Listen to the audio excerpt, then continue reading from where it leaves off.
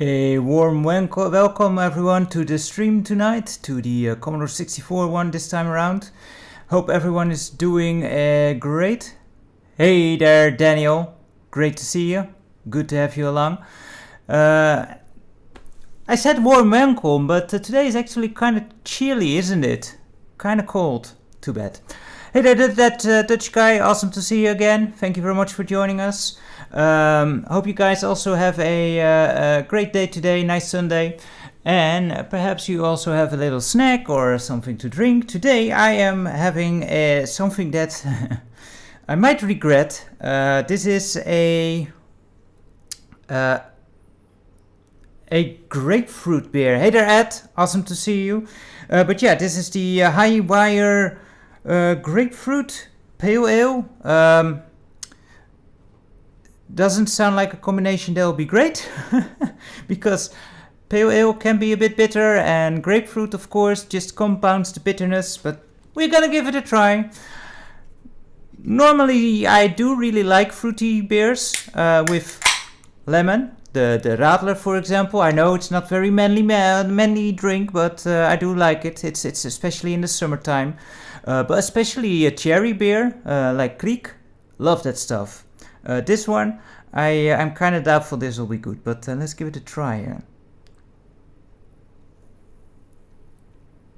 Yeah. This just goes to show that some things are meant to be not popular.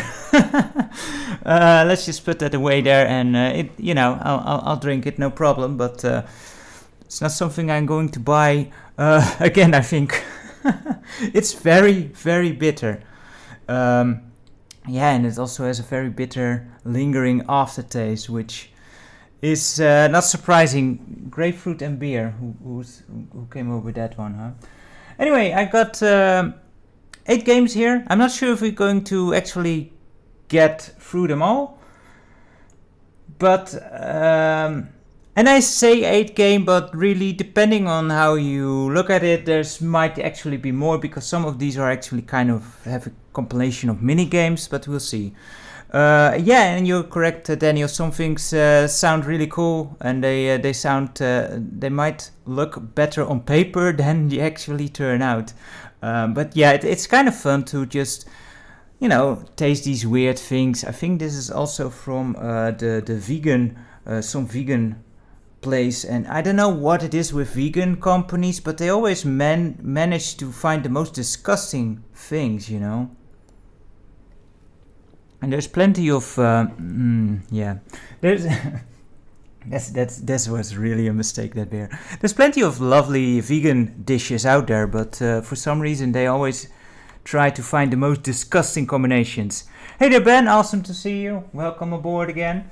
First game for today is going to be one that I kind of remember being very, very difficult. It's Shadow. It's the Glare. It's the Comet game, and you guys need to help to remember that I remember, because I keep forgetting that the now playing game actually plays. So hopefully, whenever I change a game, just shout at me. Change the screenshot, Seb. Change the screenshot, or we'll be stuck on the first game all night once again. Let's turn on the Commodore 64. This is a really small tape, by the way. I can't even tell. All right, no, this is it's from Firebird, so the game is on both sides. At least so far, that has been the case. And yeah, it's all the way at the beginning. So let's just start this up and see what we have. And yeah, we might as well go through the back again, as we do. See what we have. I remember this game being very hard to figure out. It basically is a collection of mini games.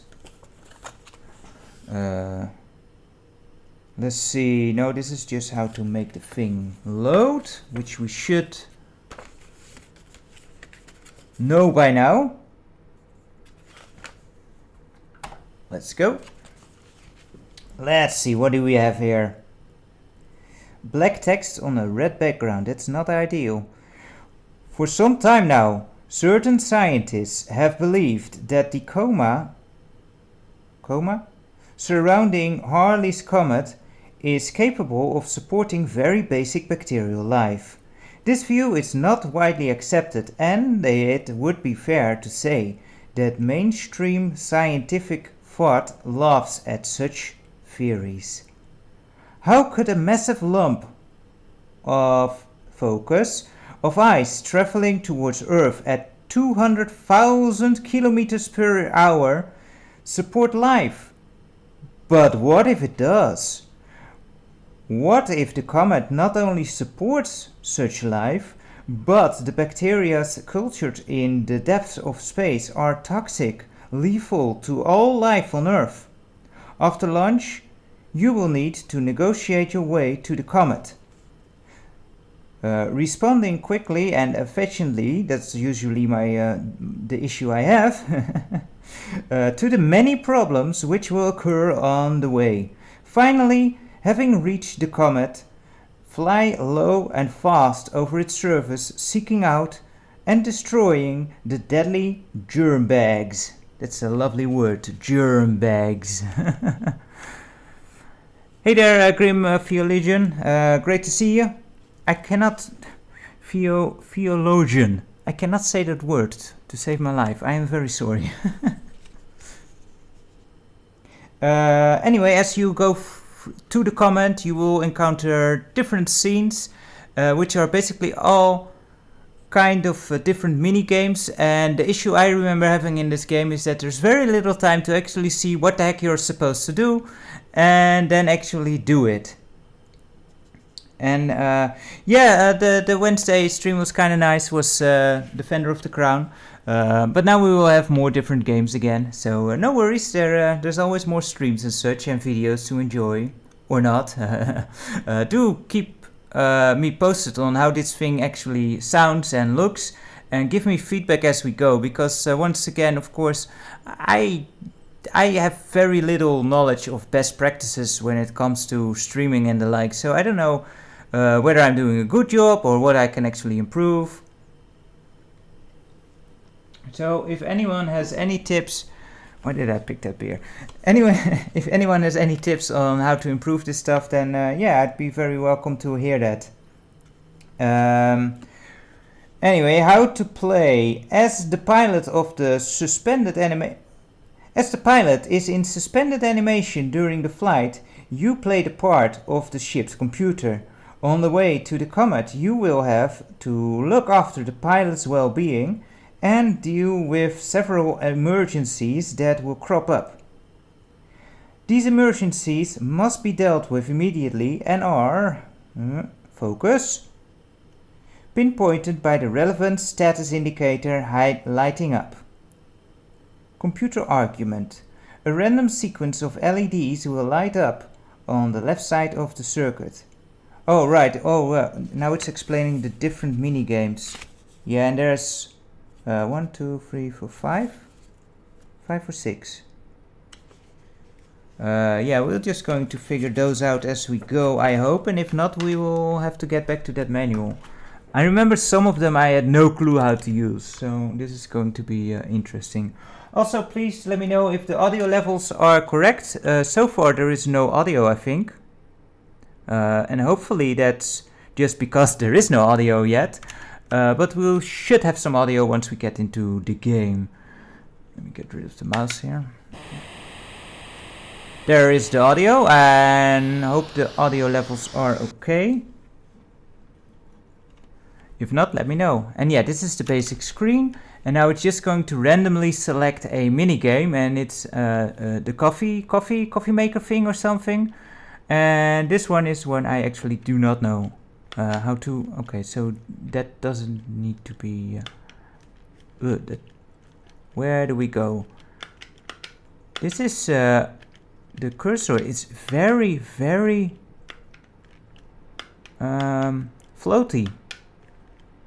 I actually have no clue what I should be clicking on. So this is probably one I should look up in the manual. But we did it. We did it.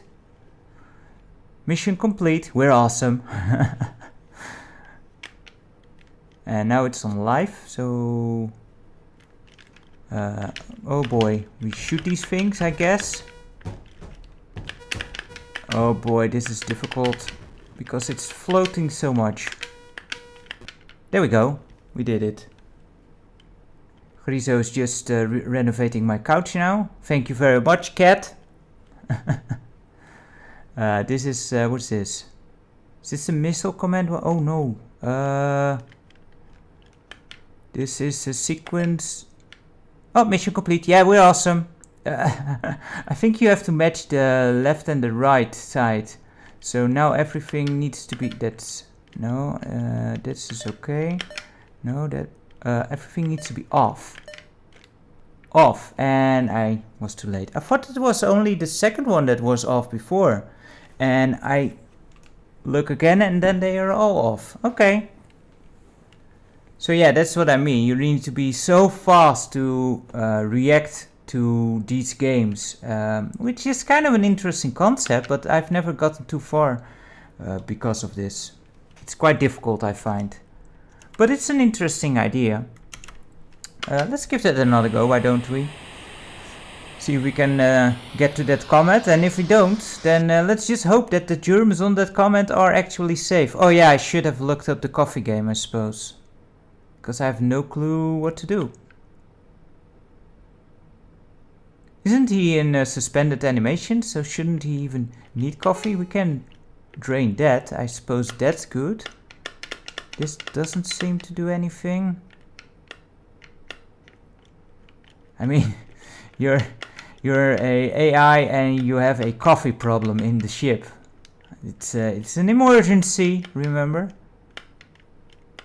Yeah, I have no clue what to do here, but we did the P thing, and I guess that's all we needed to do. Oh, this is the missile command one, then I think. Where you have to defend against some less germy asteroids. Yeah, this is going to be fun with this floating cursor. But I think oh boy. Yeah, you can actually take a few hits here, but not so many at once. No. I'm not sure how yeah, we're done. This doesn't control great at all. Oh no, I forgot again the coffee game. Oh well. After this one. It's the life support one. Oh boy. That's with shooting, right? We've only not seen the first thing, the radar. At least I think that's radar. Whoa, are they moving faster than before? There we go. You don't have very much time for these games. And we've got the sequencing thing again. Let's see what we get. What do we get? What do you get? Only the top one, huh? Oh my. Can I please? There we go. Yeah, this is not going to work, is it? Nope. It's too fiddly. The controls are too fiddly for me. Let's see how the coffee one works. Because I have no clue.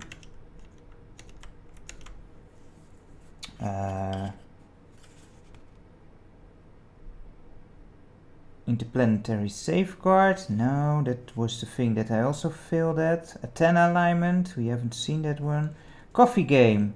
The object is to keep the well-being level as high as possible by drinking coffee. Your well-being goes down when the life support system drops below halfway. Move the cursor to an icon and use fire to unselect it. The tap fills the jug with water. The grinder fills the container with coffee. The P does what you think it does. Okay, so that's the relief button. The percolator of coffee takes water and coffee from the jug and container to create 2 units. Okay. I still don't really have a clue how that is supposed to work. But as long as we relieve ourselves, it should be good. Or the pilot, I suppose. Let's give it another go. See if we can actually get a bit closer to the comet. We haven't even seen it on the radar before, have we? Life support. I can shoot stuff. I can shoot stuff. And it would be nice to at least see the final minigame that we haven't seen so far. We're going back to shooting stuff, and now there's 3 balls. Why is that one having a line?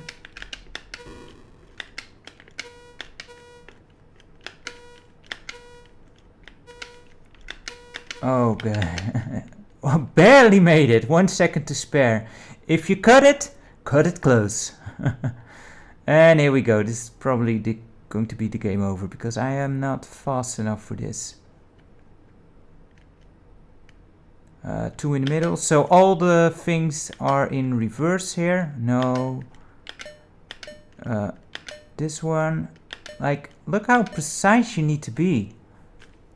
And you have so little time. It's quite annoying. Does anyone have any experience with this game? I think this is also available on the ZX Spectrum. Not entirely sure.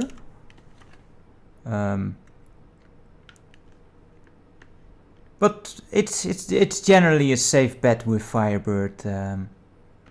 Most of the games were available on at least the Commodore 64 and the ZX Spectrum, although not all. They had some outliers that were exclusive to a particular system. Can you please... There we go. 8 seconds. And again, it's like a repeat of the last game here. And yeah, if you're going slow like that, that is perfect. And the missile command game. Let's see if this will go better now. I've never been great with missile command, also not the, the actual missile command. Always been a bit hard for me to lead in those shots. It's just so slow, but yeah, especially the control here, it's just, the cursor is a bit too floaty to make accurate movements, I find. Yeah, very difficult. Can you actually shoot your own ship? I hope not. We did it. We survived. Awesome. And again with the live one, huh? Whoa, they're really fired up now. There we go. And one more. I thought I had it. There we go. Keep cutting it real close there. And back to the... We're doing pretty good now. Watch as I mess up now. Famous last word, huh? Oh no. Yeah, there we go. Messing it up. Do you have infinite ammo? I think you do. No, there seems to be a slight cooldown. Oh dear. Oh dear. No, no! End it! End it! End it! End it! Phew! Again, if you cut it close. And this is probably end game. Let's concentrate here and hope for a good sequence. This is not a good sequence, it seems. Wait, how is that? Just... No, no. This is just too hard. Too little time for such a finicky way of repairing that one. We still haven't seen that first game. So, you know, let's just keep going and see if we can actually show that off at least once. That would be kind of nice.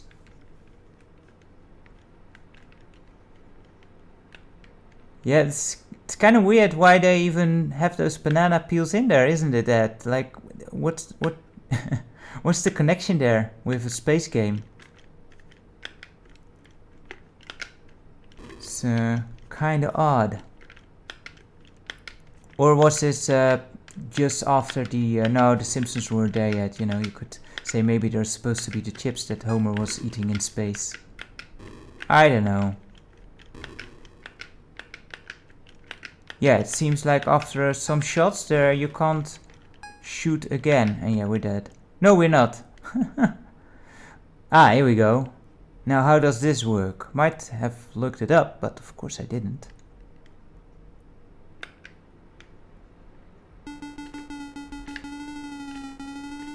Ah, yeah, that's...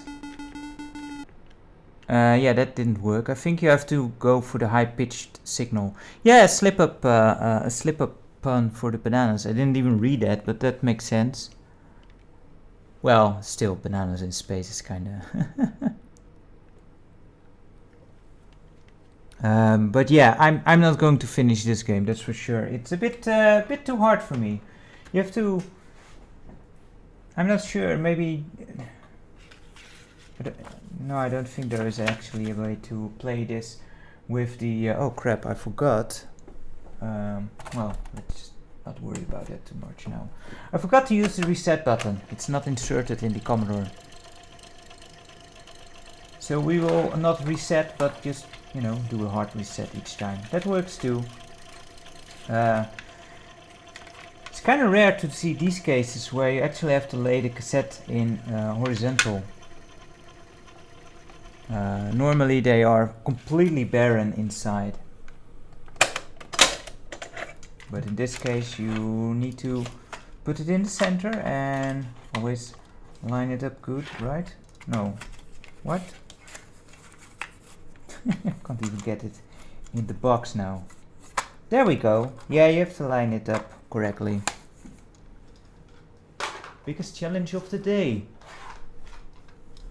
Getting the cassette back into the box. Hey there, Grizo.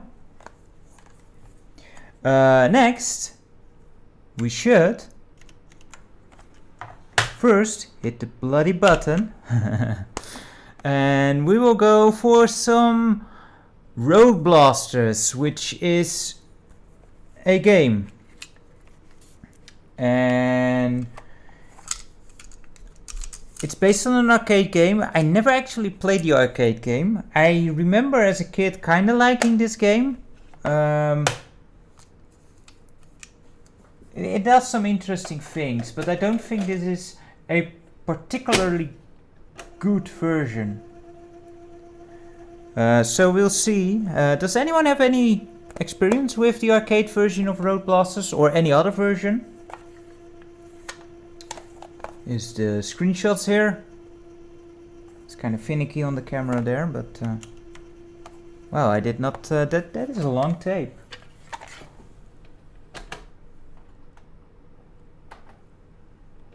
And let's. This is also what they did sometime, where they put in a manual separate from the actual box art. Usually that means they have more to say. Anyway, let's read a little excerpt on the back here. Those tend to be fun, you know, get a bit of a background on the... I think this game was from in the arcade, an Atari game, when they still made arcade games. Road Blasters, the computer version of the coin-up sensation is ready to explode onto your computer screen. I don't remember this being a sensation, but as I said, I've never seen it in the arcade. Prepare for fast-paced driving shoot 'em up that's half road race and half battle. Set in the distant future, speed your way through blasting enemy cars off the road as you pass through different countries and register at checkpoints. Look out for the support jet that will fly over your car, and once docked on the roof will supply you with extra weaponry and firepower. Get ready for an exhilarating fast action game, and the race is on. Yeah, it's a racing game, but I don't think the racing was actually the highlight. It's more shooting, and just surviving within the time limit. Don't get blown up, because there's also some things that shoot at you, if I remember correctly. Oh, and then mines. There's mines. I remember those. You get an annoying little sound whenever mines pop up. And basically you're on the road blasting stuff, I guess, from 1986. And inside there is other languages and also a registration card to join the US Gold Club, so you can get spammed on your home address. An outstanding opportunity for the never to be repeated offers. Ooh, get 2 games for the price of 1. Just for £10, you can either you can get 2 games, and the choices are Metro Cross, don't know that one, 720, which I think is a pretty decent skateboarding game, Rolling Thunder. I didn't even know there was a Rolling Thunder for the Commodore 64. Indiana Jones and Temple of Doom. Also didn't know that was a option on the Commodore 64. Or you can actually choose which system. But only Specky, only 8-bitters. Roadrunner, don't know that one. And Gauntlet 1 or 2. I think I have Gauntlet 1 somewhere on the Commodore 64. And this is a bit of a weird manual. Look at this. It's like for some hardware or something. Very atypical. What's English? Scenario. That sounds English, although I guess it can also be Italian.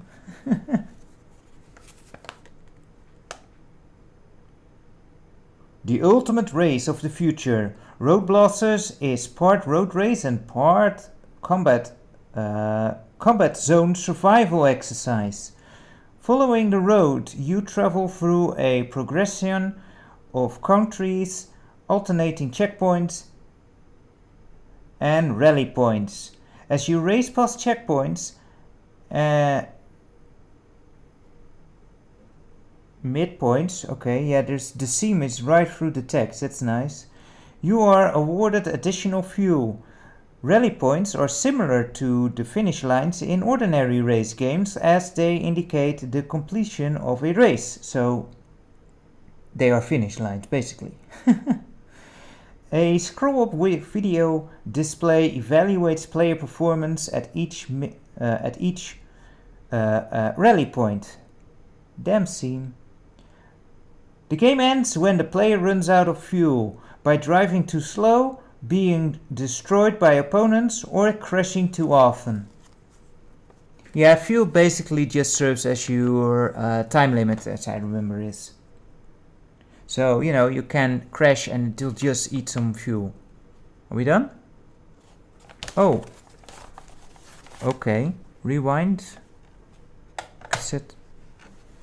It's actually a game we need to go for the second, for the B-side.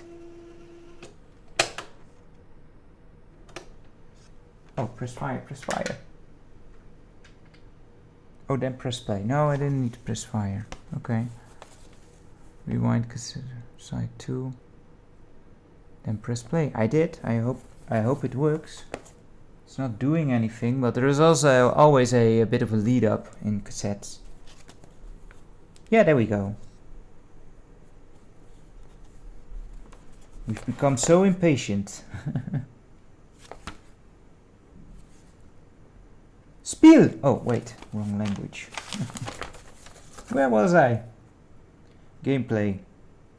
Placed along the roadway are green and red fuel globes. Globes, I guess. Yeah, globes to obtain fuel. And that's just for the Spectrum version. We don't have to deal with that. By tagging these, the players can the players are refueled. As a reward, when you reach each checkpoint and rally point, you receive extra fuel. 4 unique computer-controlled opponent vehicles challenge players. They are the sleek, fast Stingers. The command cars are heavily armored. The red jeeps are evasive and unpredictable. And the cycles, which are very quick and dart everywhere. They sound like a nuisance. And the game's loaded. So let's... oh, should be the other way. Kind of atypical that English is not the first language on the thing, but oh well.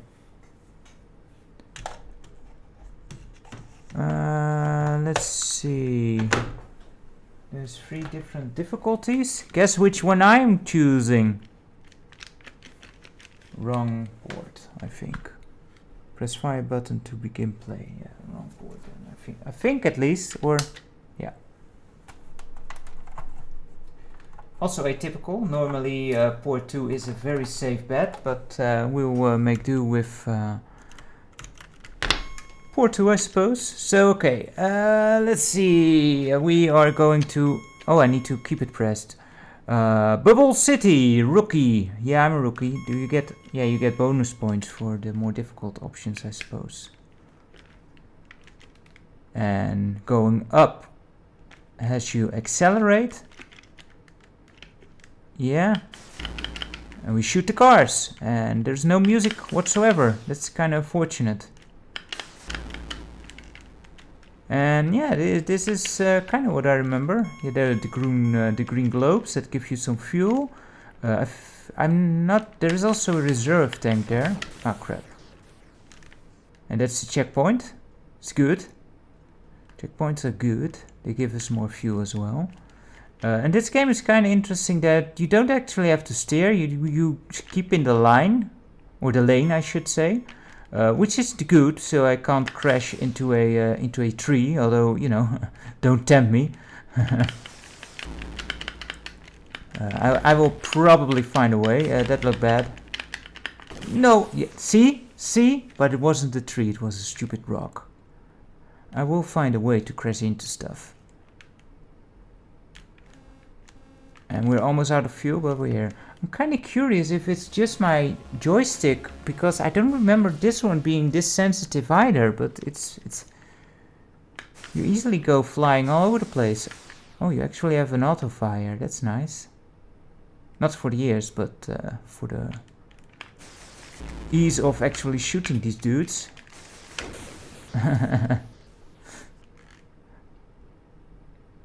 We haven't seen any of the power-ups. Oh, speaking of which. And how do you use these? I don't know. Spacebar? I hope not. No, that's just a normal shot. Oh wait, we lost it anyway. Checkpoint!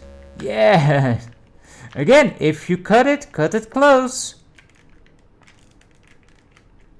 Yeah, I'm not sure why it's... I don't remember this being so sensitive at all. And you know, the previous game was so very You're the freaking mines!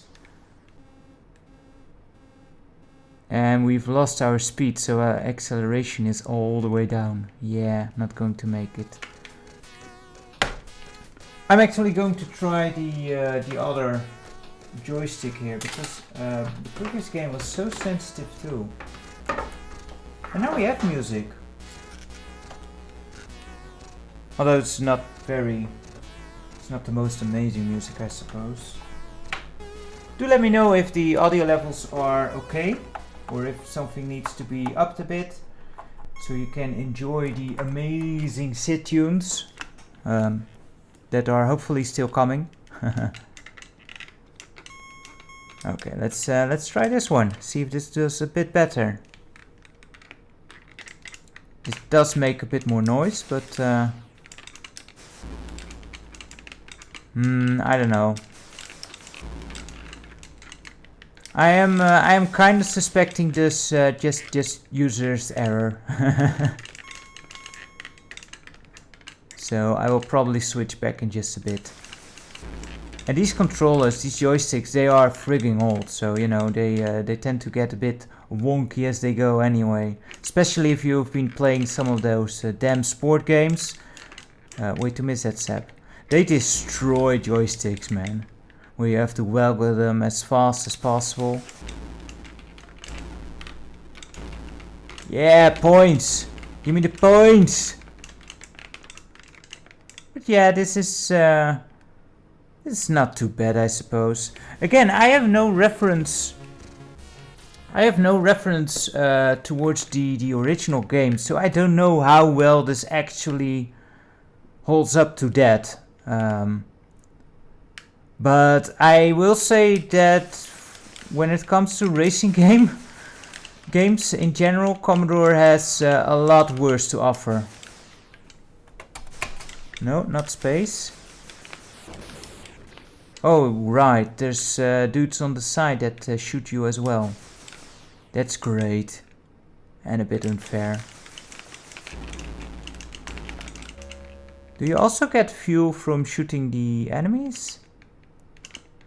And yeah, the car does seem a bit floaty to me as well, but I think, yeah, you actually have to keep the forward momentum. You actually have to keep pressing forward to keep going. And that just makes controlling that much more difficult. Hey there, Mr. Wario, great to see you. Welcome aboard. We're playing some Commodore 64 games this time around. And this is Road Blaster here. Which... No! No! I hate when that happens. I mean, I'd rather lose completely than just before the finish line.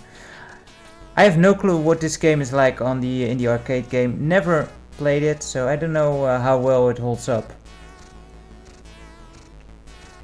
I'm going back to the other one because as far as controls, it doesn't seem to make that much of a difference.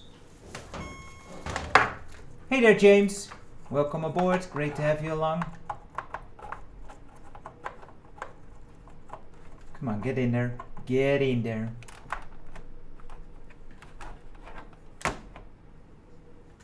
Yeah, just get out there, man. It's only 1 more meter or something. It seems like you also get a bit more fuel reserve on the high difficulty settings, but yeah, let's just stick to what we already fail at. Is my top button broken? No, it's not. Okay. Can you guys still see Grizo? I guess not, huh? He moved away a bit, scooched out of frame. It's a bit camera shy today, I suppose.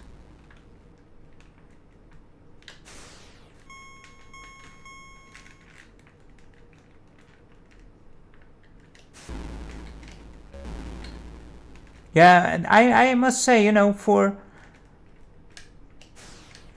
a Commodore 64 racing game, this is fairly fluent.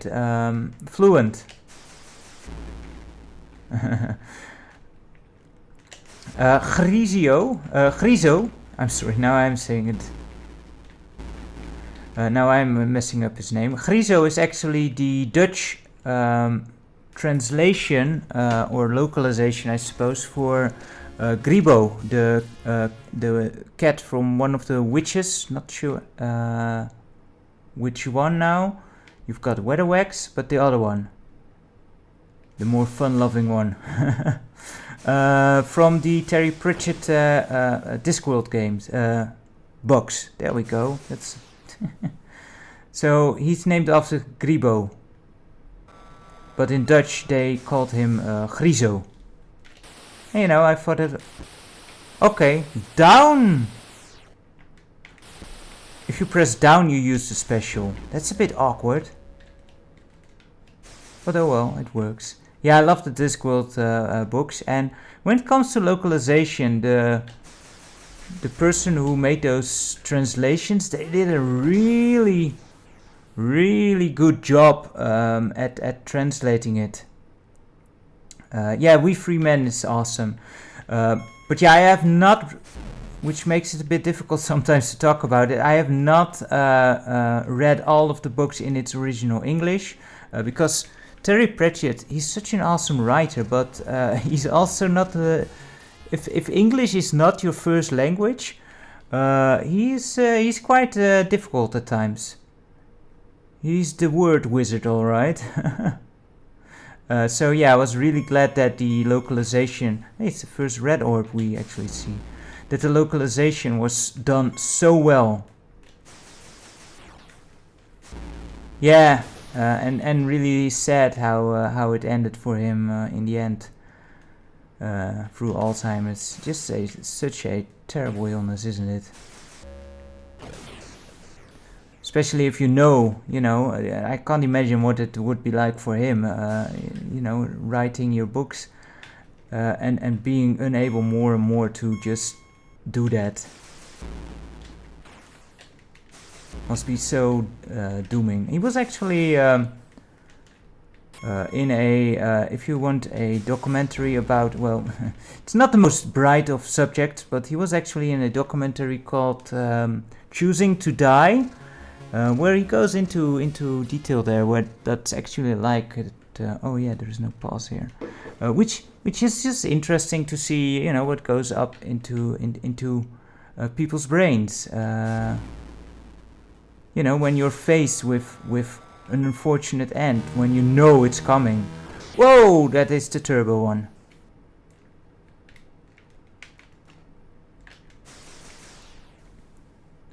But yeah, it's a very touching documentary, and I think it was, when it came out, it was just available on the YouTubes.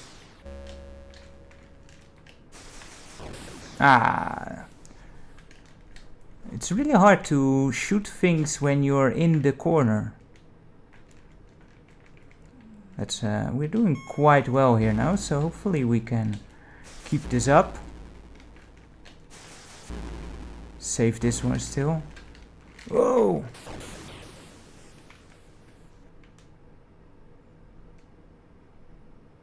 Cool. I'll need to check that one out. Yeah, I love the books he wrote, man. It's such a loss. He had a real way of just...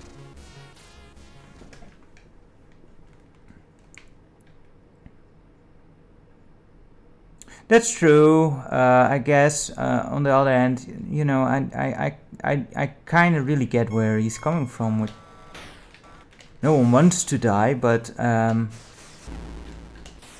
do understand that people don't want to, get to a point where they can't think at all anymore. Losing your mind, that's just such a scary thing. Whoops. Should shoot these dudes.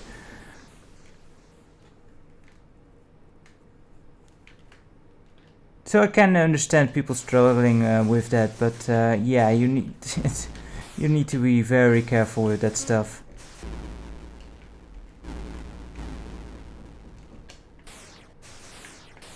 Absolutely agree, James.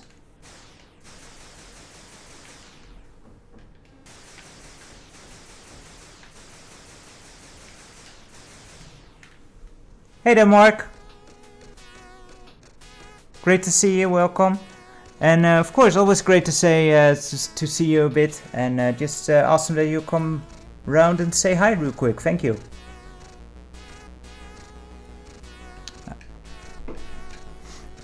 I don't know. I seem to remember people giving this game a lot of flack over the years, but I kind of enjoy this one. To be fair, I think there's much worse.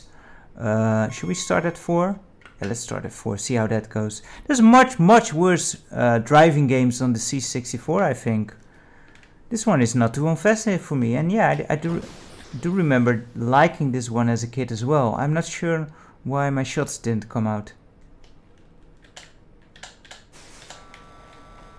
Oh crap.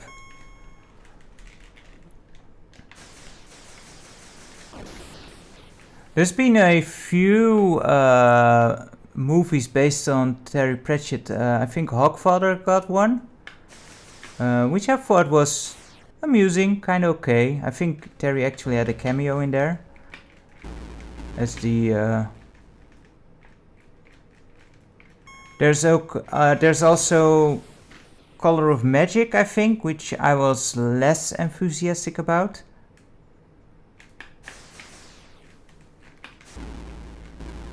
And I think Going Postal had a movie.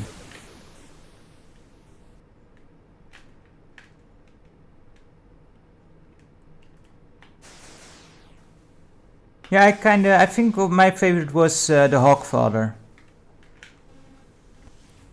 And that was actually a two-part, if I remember correctly. Oh yeah, this thing does not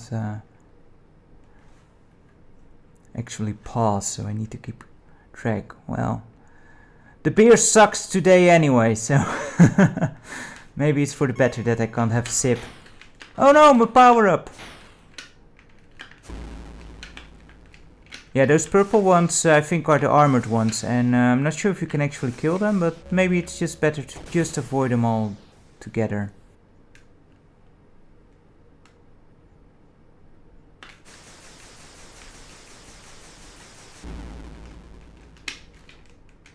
Ah, crap. Yeah, not everything has to be high-tier Hollywood movies to be enjoyable. It was clear that it was, you know, limited budget, but what do you expect with TV movies? And it worked in that case, I think. I just really enjoyed it. It was a nice adaptation. Wow, the sound cut out there for a bit. That was weird. Grizo, what are you doing? I see stuff happening on my screen. One of these days the stream will just all of a sudden cut out because Grizo decided that some cable didn't belong where it is.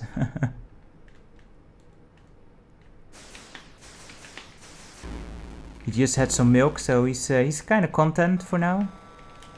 How did I miss that one?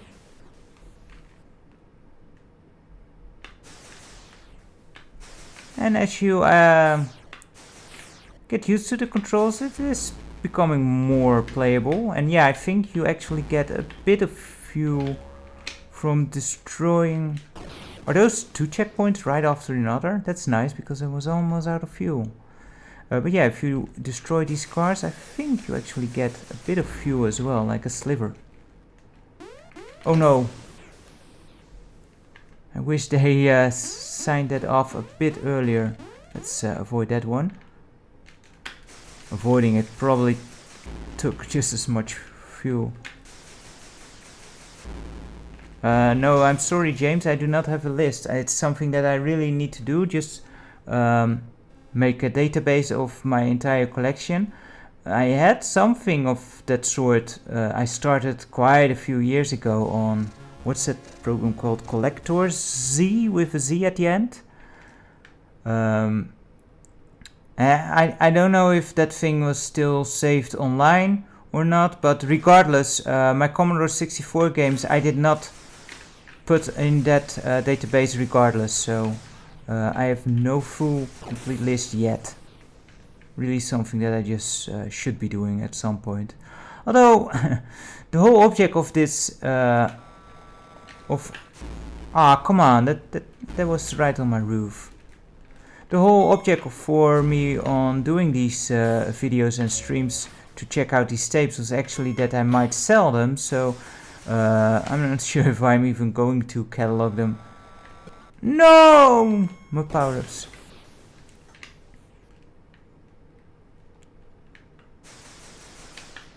Yeah, that is good advice, James. Thank you. I should, especially for CDI and such, I should somewhere put that that I have all these games and you can request them. But for Commodore 64, yeah, I don't even know what I have exactly. I know this is one of my original games that I owned back in the 80s.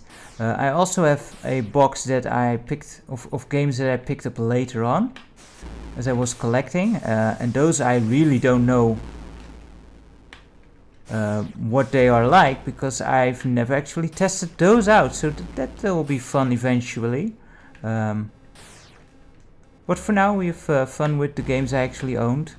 Oh no! But yeah, a database would be great in regardless, because even if I do want to get rid of these games, preferably these games do go to people that... Are you kidding me? How do you even avoid that? Preferably, if I get rid of these games, they go to people that actually enjoy them, you know, and I get to trade with people that might have other things that I have more interest in. No, the Commodore 64 cannot play audio.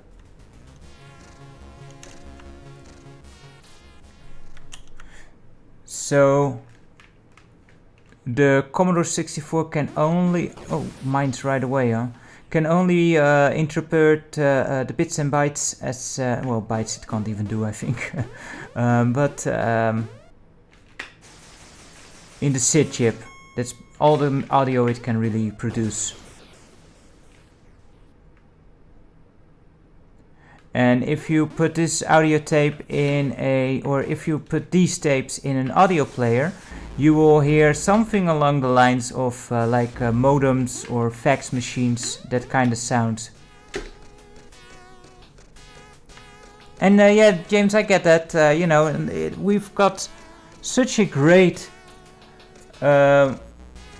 we have such a great way of playing those older games. You don't really need the older hardware anymore, which is just awesome.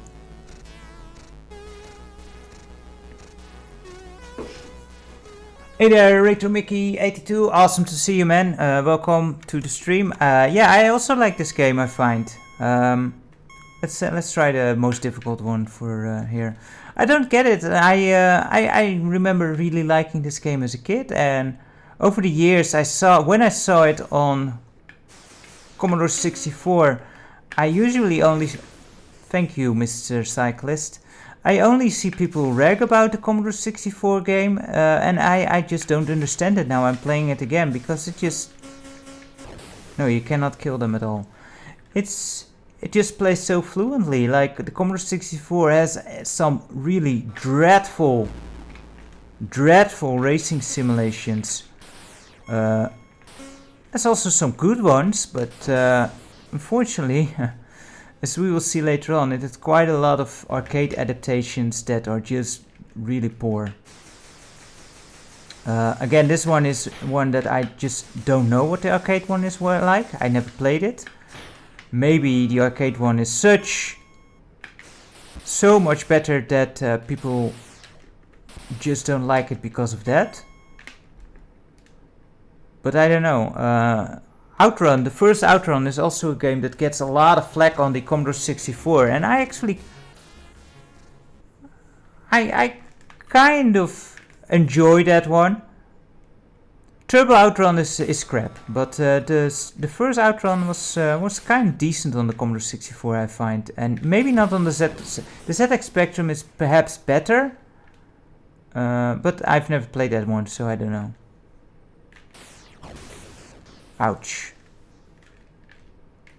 But yeah, Turbo Outrun is not the greatest. That one is a bit.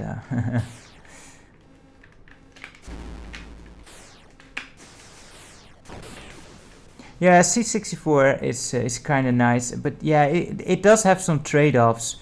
It's more colorful, but if you directly compare it to the ZX Spectrum, that is by far more capable of making some high-resolution graphics. And some people like that more, and I can understand it. For me, I find overall most of the time, there are exceptions, but most of the time I prefer the Commodore 64 version by looks alone, because it's just contrasting better with the different colors. That color clashing on the ZX Spectrum I find very difficult on the eyes sometimes. And the Commodore 64 doesn't have that problem as much. There are exceptions. Usually those are just lazy ports. Oh crap, yeah, I keep forgetting, there is no pause. I want my disgusting beer, damn it.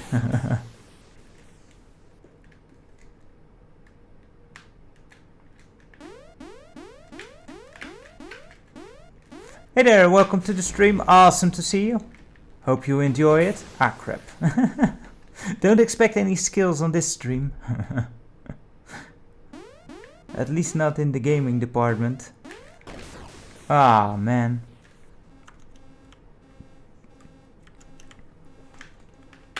I've never, well, I have an Atari ST now, but not when they were the hot thing, or well, they kind of were the hot thing over here, I suppose. The 8-bit systems too, and we just barely got before the checkpoint. But yeah, welcome Rasudo, awesome to see you. Thank you for joining us. We are going to the next game, which is right, I don't remember this one too well. This is Night Games 2. The what's this? Space trilogy. There was also a Night Games a game before it. I don't think I own that actually. So we'll just have to do with the sequel. First, let's be kind and rewind, as always. Yeah, that's kind of interesting. Like the car for Road Blaster kind of does look like the one from Road Adventure, doesn't it? I've never actually played Road Adventure itself. It looks like a game I would probably enjoy. Yeah, Retro Mickey, I'm not sure. You have Night Games? Because it's actually 2 tapes. One of the very few games that I know of in these boxes that actually has 2 tapes, and this is the first one, right? Yeah. So this is actually 3 games, I think, because here is side A is game 1, side B is game 2. So let's first load in game 1, I suppose.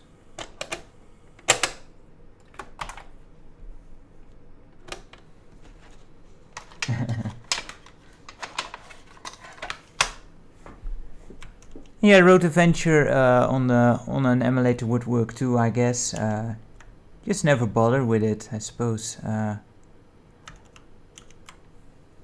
I prefer to play the games that I just own, but I'm not against emulation. I mean, I've played plenty of games through emulation and the Mister now. Such an awesome system.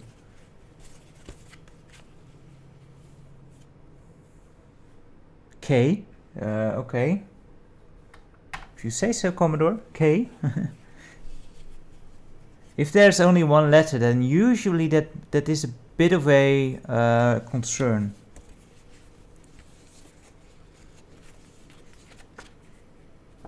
This is a bit of an odd way of making a manual.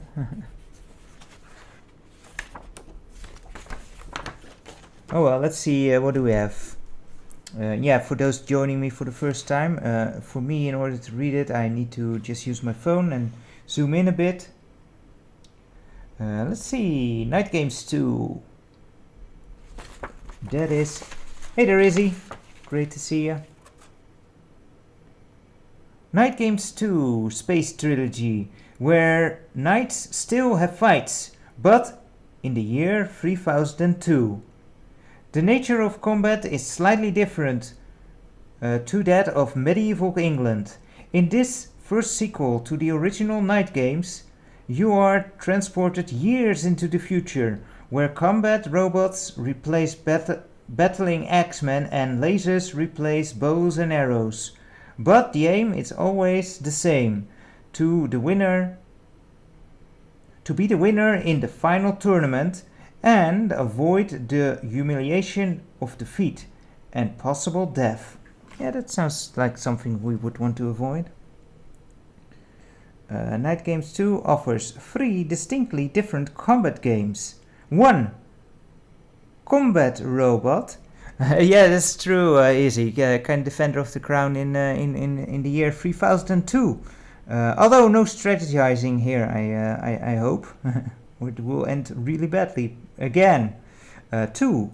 In Orbit, and 3. The Final Tournament. Each game may be loaded separately.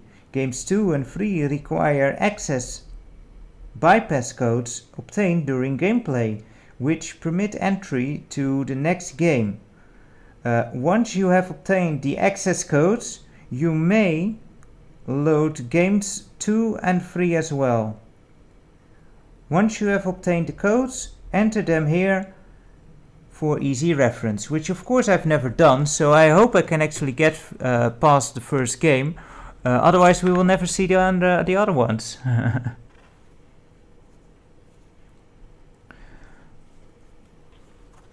Are there some awesome new C64 games? I really haven't checked that out at all, I must admit. I've been so out of the loop when it comes to Commodore 64. Well, out of the loop in general, but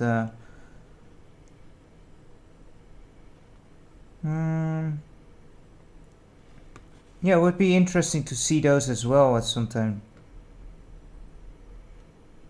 Yeah, we can probably Google the codes as well. Let's see, game 2, where's game 1? Game 2, oh wait, no, I'm reading it wrong. Yeah, and then there is the title screen. We know how a title screen works, a status screen. Is anything interesting here?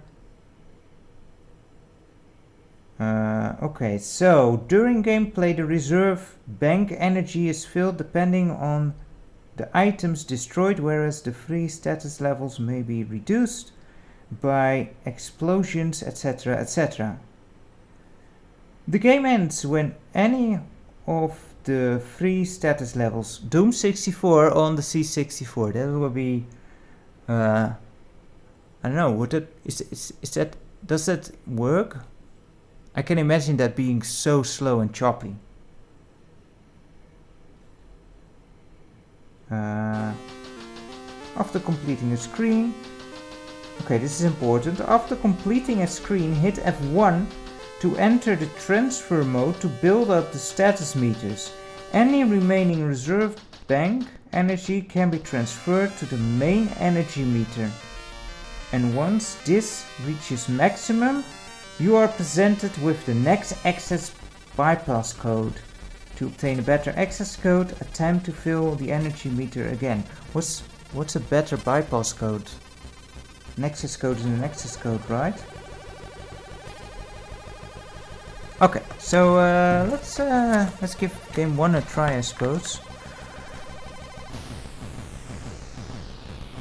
Yeah, I did see the AVGN video on Doom. Ginger Hippie Gaming actually did a more extended video on the ZX Spectrum port of Doom, which looked pretty interesting. It looked surprisingly playable, even without using a turbo function. And yeah, thanks Retro Mickey, I should look into that. It would be interesting to also check out some homebrews here.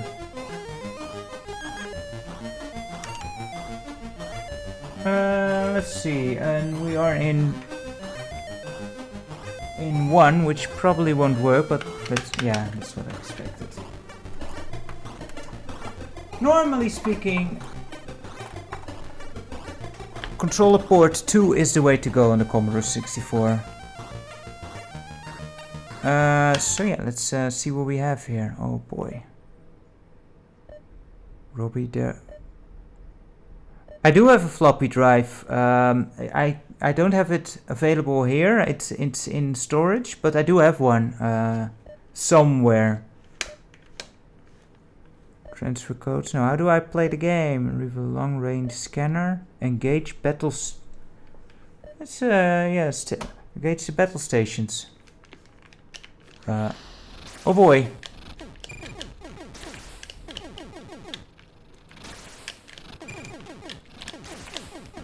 Okay. Oh, you can actually move. Do we need to collect these guys? Yeah, and floppy is also more friendly to your patience. 0 shield level. You don't say. The blowing up part kind of gave that away. Oh, you first need to press the button. It looks like Choplifter or something, where you need to pick up these guys. I don't know, but what do you need to... No, you don't. I don't know how to pick those up, though. So,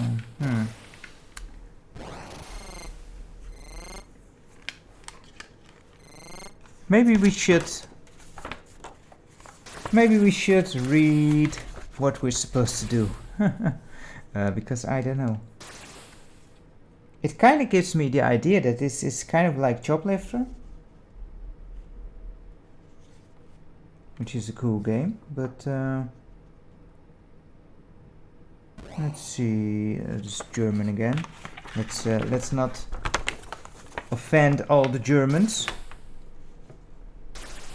Game 1, Combat Robot. Control Robbie the Robot, collect stranded aliens and robo knights and take them back to your launch pad. There are 3 planet landscapes to travel through. Okay, so it is kind of like Choplifter then. To retrieve an alien or robo knight, hover above it and make contact. 4 beep noises will make the alien disappear, and you must return to the launch pad to deposit. Retro Mickey, normally I stream for about 2 to 3 hours. I won't be here after 11. But until then, you know, I will see. But yeah, normally about 2 to 3 hours is my streaming time, and then I start to really slow down, and it won't be much fun to watch anymore.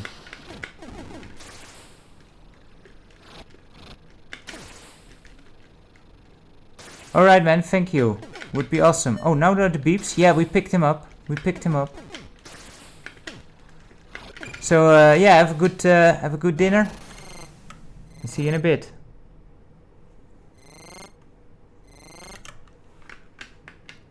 Okay, now we know what to do, so we should be able to do this again, right?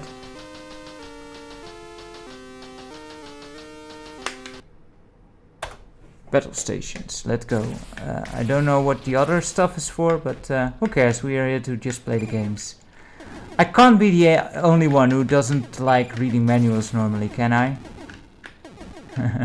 I know I did never do that in when I was a kid, and I'm still kind of like, I'll figure it out as we go.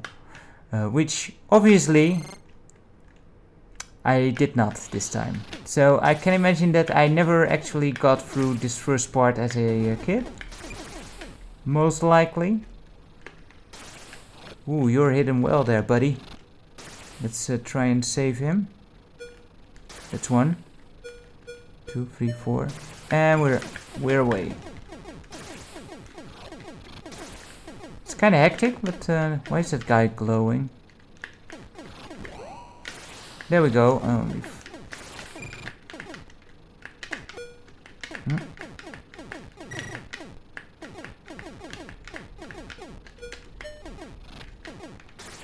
Yeah, that's kind of cool when they actually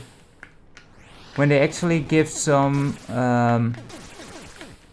you know, extra attention to the developers. Like EA was really good in that when, you know, when they still were a good company. They were really putting their developers front and center in those boxes, like treating them like rock stars almost. It's kind of nice.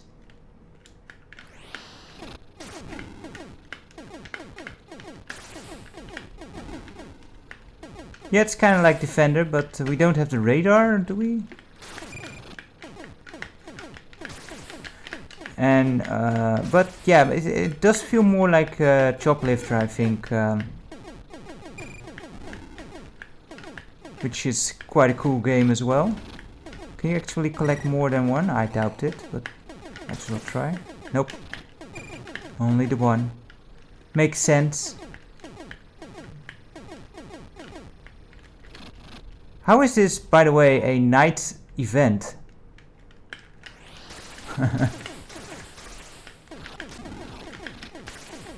But yeah, feels a bit like, guys, we've got 3 different games. How do we call it? Just name it Night Games number 2.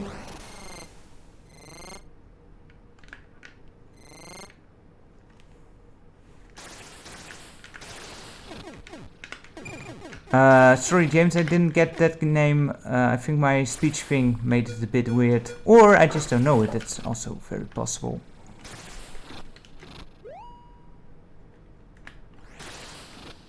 Yeah, that makes sense, Itchy, that's true. Knights do save people, but... you know, it sounds a bit weird if you do it in an event. Oh, we're still going? Not game over yet? Is that locating? It's the green arrow. That is actually a kind of a radar, I suppose. Like not a full radar like in Defender, but it serves kind of the same function. No, no, no, no. It's very playable, I suppose. Whoa, that guy just went up into space. Let's go over here. It is quite playable. Like, it doesn't control as terrible as some of the games we've already gone through. Or failed at miserably, at least. How many do we actually need to pick up?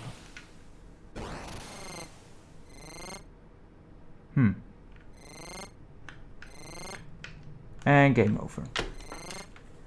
Did we collect enough to actually progress to the next level? Let's try F1. Search required side, remember. Tape is...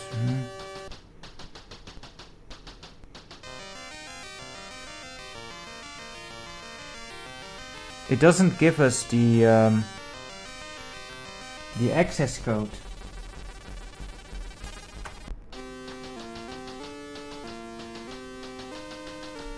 So I don't think we can actually continue.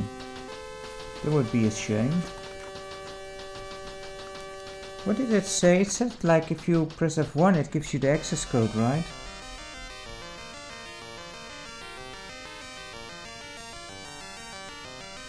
During gameplay the reserve tank is filled depending on the items destroyed, whereas the free status levels may be reduced by yada yada yas.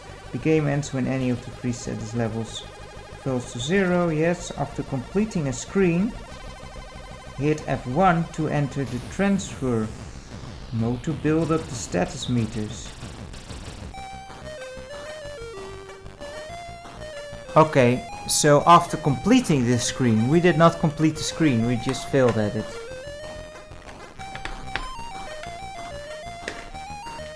So I guess we need to do it again. Oh wait, here is the screen to fill up. But yeah, there's nothing left, I guess. Joystick up down to select shield level, damage level. Yeah, we need to fill it up with the reserves.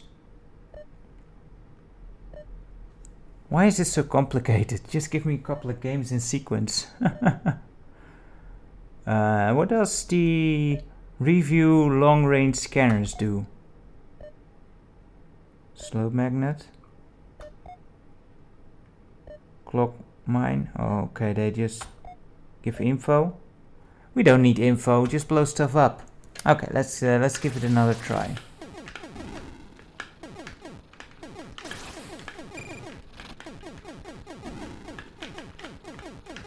Okay, and let's save you. There we go. Let's dive right under that dude. And let's collect the next one. Can only stun him, I suppose. Okay, if we are careful, we should be kind of okay. Just shouldn't be too fast. Get away from me, Magnet.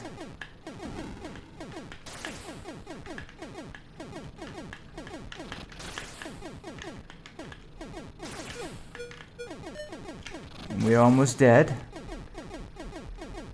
Let's hopefully collect this one. So we have at least 3 dudes saved. And let's see if we can do one more. I'm not sure how many we actually need to save. Oh. There is no more. But the arrows are now off, so I think this is actually the last one.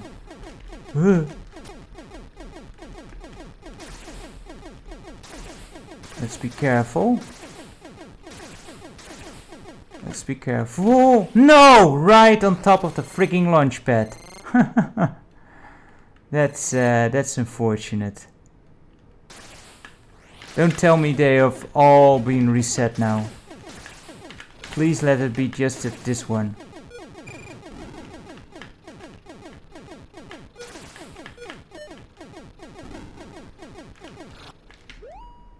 Oh, did I loop? I didn't even notice. Well, then I won't blame the game this time. I was just being the goofball again. And yeah, everything reset. Ooh. Get rid of you. Guess we should also just take care of to destroy dudes as they come up. Oh crap. Flew right into him. Yeah, that was bad.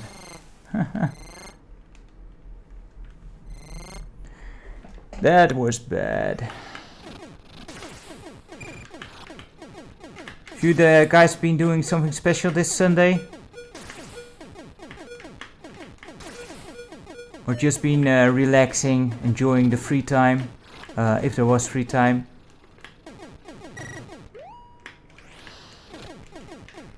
Okay, so he's close by. That's nice. You are not nice. Let's just go pick something else up.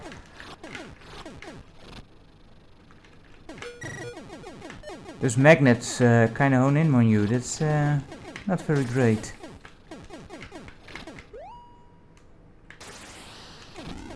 Yeah, cool. Yeah, you do a lot of stuff with the scouts, man. That's awesome.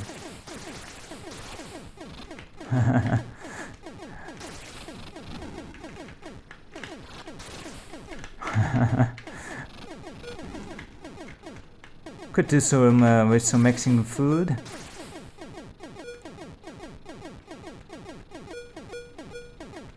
Okay, we got this dude.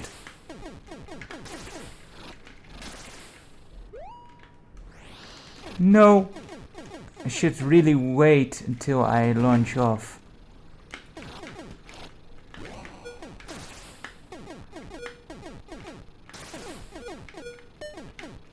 I'm sorry, I'm concentrating now. I just want to proceed to the next level. Well, we left one here right next to us. So get out, go, get away, get away. Oh man. It's so hard.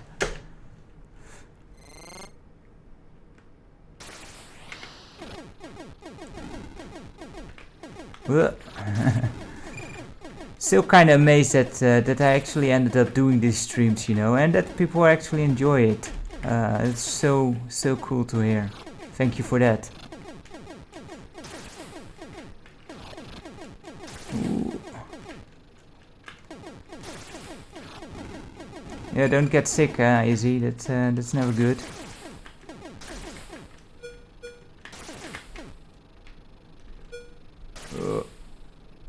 Careful, careful. Thanks, James. I just wish I was a bit better at them. Are we done? Are we done? Are we actually done? Heck yeah! We do get better at least.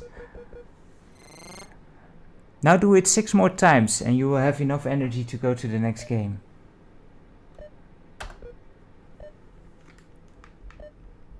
Okay, so I think we need to do it 3 more times or something. Maybe twice. Yeah. But well, okay. We got somewhere, I suppose. Yeah, hopefully it doesn't continue to get worse, Izzy. It's always... Stuffy noses are the worst, man. They disrupt your sleep so much, and since you can't breathe normally anymore in your sleep, it's just terrible. Hate that stuff. Here we go. I do like this game. It's very playable. It's easy to follow. Tea is always good.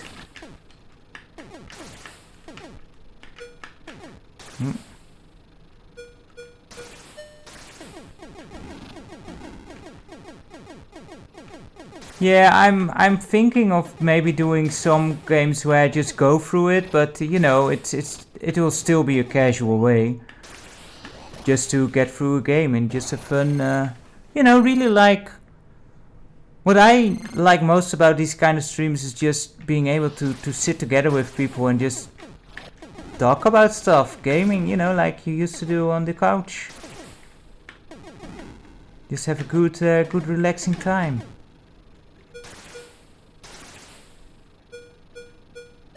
And speaking of testing games, I'm thinking that Wednesday I actually picked up a few, and with that, because I landed into the floor, I actually picked up a couple of CDI titles that I did not have yet. Nothing too fancy, because most of the actual games I do have, not all of them. So it's mostly reference stuff, but you know, it'll be fun to just check out. There's one game in there. Now if I continue, it zapped all of our energy. That's harsh, man.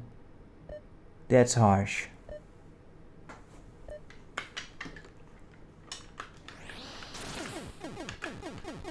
Let's just go at it again. But yeah, I will never go for the Call of Duties and such to play through on the stream. That just sounds way too stressful. Online gaming in general is if you're not on top of things, then it's not a pleasant experience.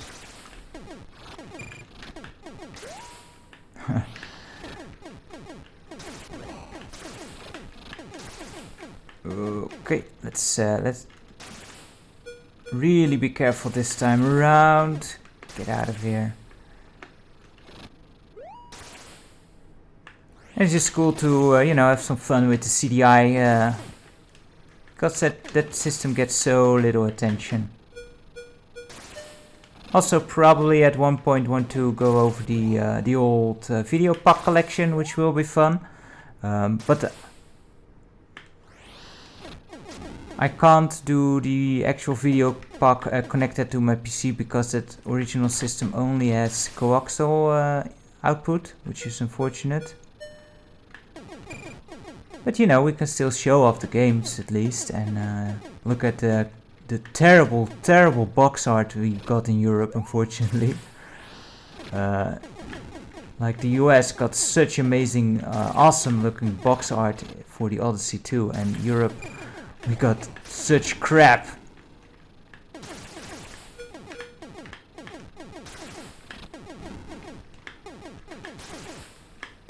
That's very true. I'm kind of glad that I'm, you know, just doing 2 days now in a week where I can do streaming, and even that is kind of, for now, the max I can kind of do, because it is eating away on some other things that I want to do, but this is more fun, so I don't mind. But yeah, it is hard to keep that balance at times. More roots, huh? I thought that was the last one. Okay, let's collect some more here.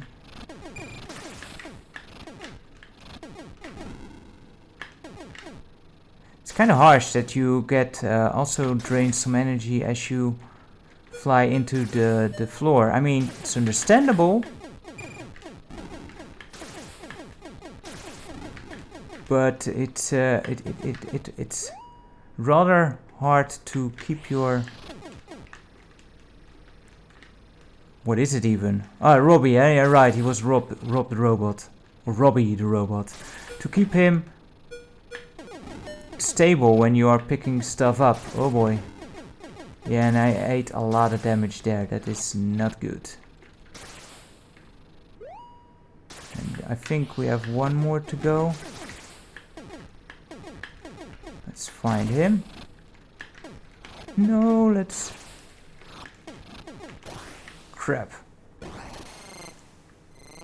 Yeah, I don't think we are going to see the second game, unfortunately, unless we can look the code up, I think.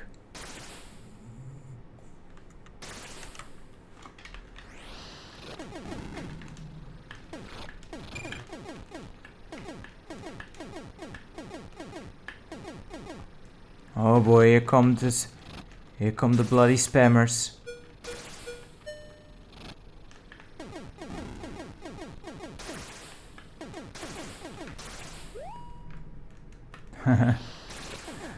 There are very, very frustrating games on the Commodore 64. This one is at least playable and understandable. There's games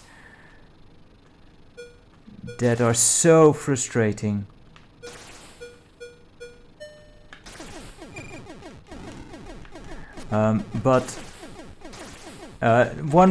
What's most frustrating on the Commodore 64 when it comes to games is when you have a game and you load it in and you die and you have to reload it because it takes so long. I know one game by head that does this, and we didn't even get a full bar this time around. And that is Hunt of the Red October. That game is just so hard. And you're playing for 2 minutes and then you have to load in 5 minutes again. It's super annoying.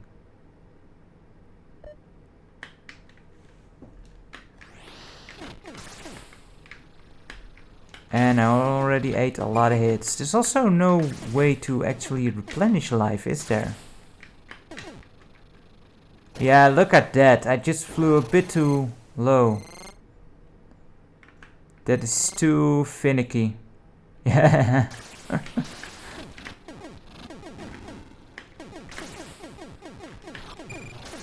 Yeah, Hunt of the Red October is difficult on any system. But yeah, when you have these big ass loading times, it's just no fun. I never got far into it. Yeah, this is not going to work, I'm afraid. Oh, I thought we were out of lives. We still have one. Okay. For some reason, it's in the previous level the floor wasn't as much of a hazard, but here it just chews up your life. Like, look, I can't even get to him without taking damage. Like as soon as you, like that, I landed, but I was clipping the floor a bit, and well, that makes us game over.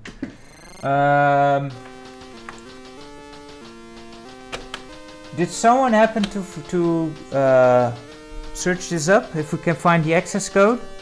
Otherwise, we'll just go to the next game, I think. Because we're not winning the actual access code, that's for sure.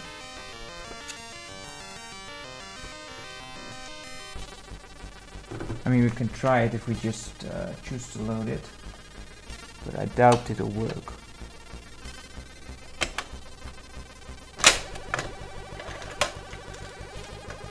How do you stop that, Izzy? I don't know. Well, once again, I have no clue how the whole streaming world actually works.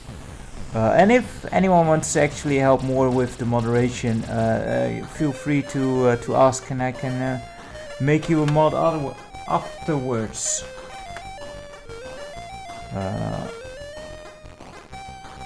And then we did hit return. Okay, we'll try this. I doubt this will work. Oh crap. Wrong button. Shouldn't matter.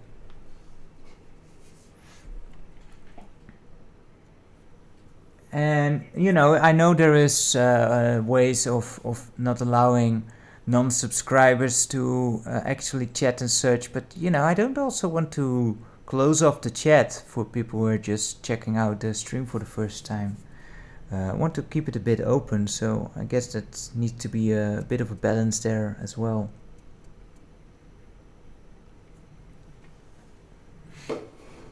Definitely still regret my choice of beer here.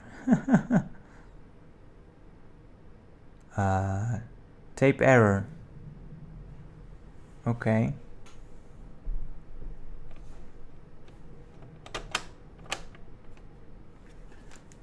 Is it actually... well, it's doing nothing. Press return.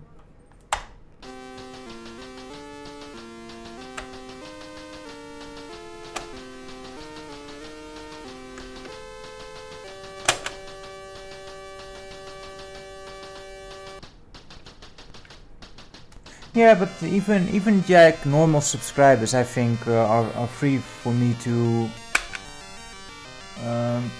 you know, write something. I'm never going to exclude content to paid members or anything. I don't like those systems. People don't own me anything.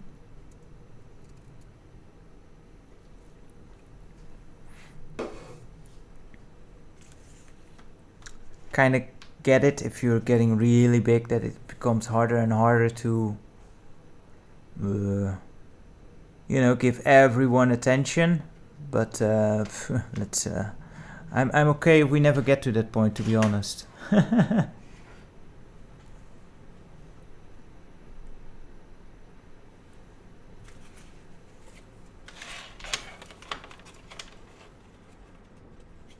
not sure if this one is going to load at all. Doesn't look too promising.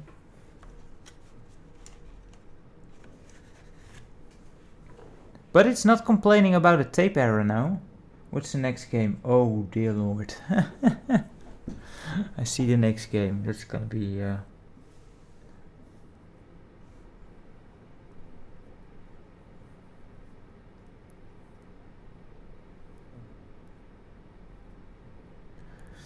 yeah, I can kind of understand it, but I don't know. I don't like those systems. It's not something I would ever. The issue that quickly creeps up when you do that is that people get this idea that you owe them stuff, you know, and you need to be ready for that. And yeah, just tier levels in general when it comes to an audience usually doesn't end well.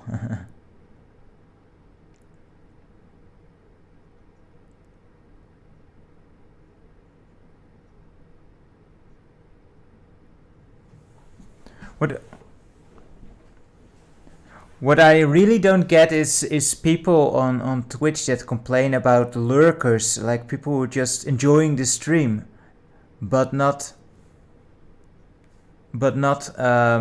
actually chat. Like, really, that's a problem. What's the problem? People are enjoying your stuff. Enjoy that, you know. But I kind of get it, maybe, you know, if no one's chatting, it's harder to be entertaining, but that's kind of your job as a streamer, I think, and something you need to grow in. And it's not saying that I'm good at it, but, you know, it's something that I know that's something that comes with the territory. So I don't get it when people are having viewers and they are still complaining that the viewers aren't doing anything. They're not there to do anything. If they are chatting, that is just a plus. That is just great that they are interacting, but it's not a requirement. I don't get that chagrine around lurkers. Yeah, same for me. Especially if it's a bigger streamer, I don't really feel the point of talking at all.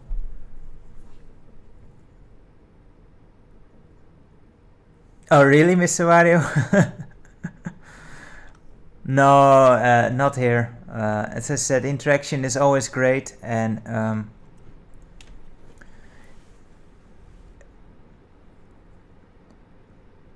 interacting just helps the streamer, I find. It makes it much easier to keep a conversation going.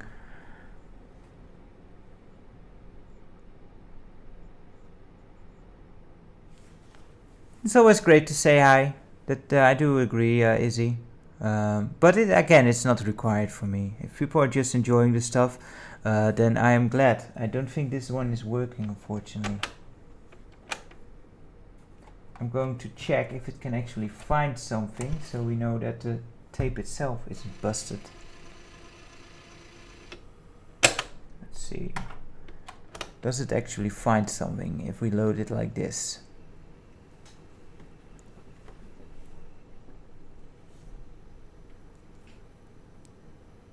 Yeah, interactive television. Yeah, I'm sorry, Grizo, but where did you put my... Oh my god, all the way in the back.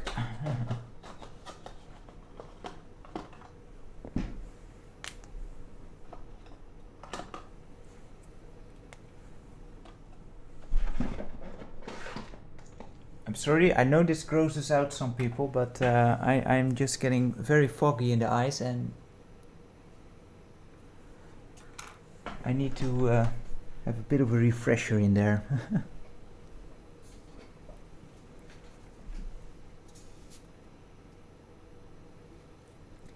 To give me back some sharpness. So sometimes my eyes get a bit dry and then it fogs up a bit and I see even less than normal. Well, the tape seems to work, so I'm not sure why it didn't work before. It's kind of weird.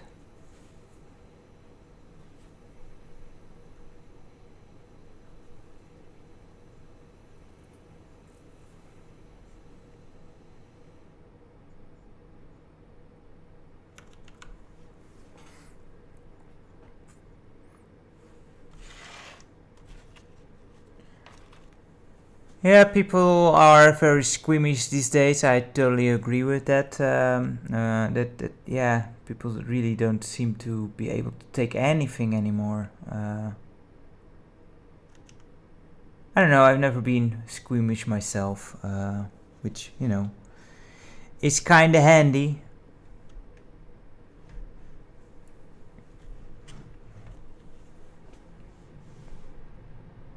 When doing first aid and such. Also kind of handy if you can't see as much in that regard.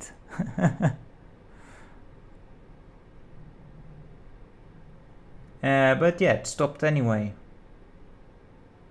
I guess the side bay of this tape isn't that great. That's unfortunate. I will need to test this one out more thoroughly if I ever want to actually get rid of it. Although I doubt anyone will get past the first level anyway. First game, I should say.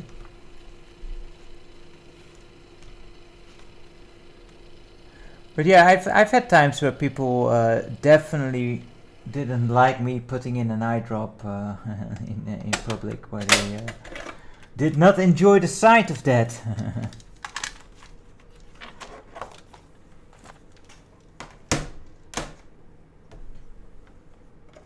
Yeah, Daniel, some tapes,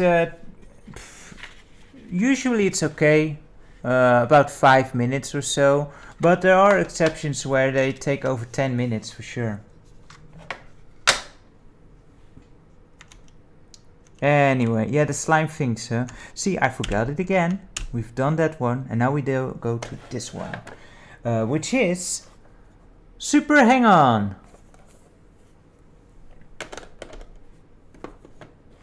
Yeah, no, it's never on a stream. No, just in public in general, where people don't like to see that stuff. And I had a time where I had to take like 36 different eye drops. No, not different, but just over the day, 36 different times that I needed to put one in. Yeah, I'm not going to go and look for a toilet each time I need to put one in there. Luckily that's way past me, because it's kind of a pain in the ass to even remember those schedules. And these are just like fake tears, so it's not even eye drops. It's just fake stuff to keep them wet. But yeah, this is Super Hang-On. Super Hang-On, of course, is very much a classic, awesome arcade game. I loved Hang-On. I don't even remember if it was Hang-On or Super Hang-On, but you had that 4-player where you sat on the motorcycles and you could actually, steer the things and it would swivel, and that was awesome, man. That was so cool. Sega had such amazing scalar arcade games with actual vehicles you could sit in, like Afterburner, anyone? But this version, I never had the Master System version, never tried that one, so I'm not sure how that's like. But this version is absolutely terrible. It's absolutely horrible. Which is unfortunate. Commodore in general doesn't do too well with racing games, I'm afraid. And for some reason Sega had it kind of bad with them.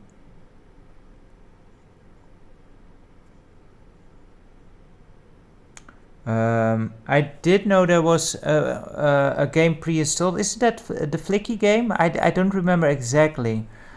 And isn't it dependent on what installment of the Master System you have? I'm not entirely sure anymore. But I do remember that there was a game in it. Isn't that also the...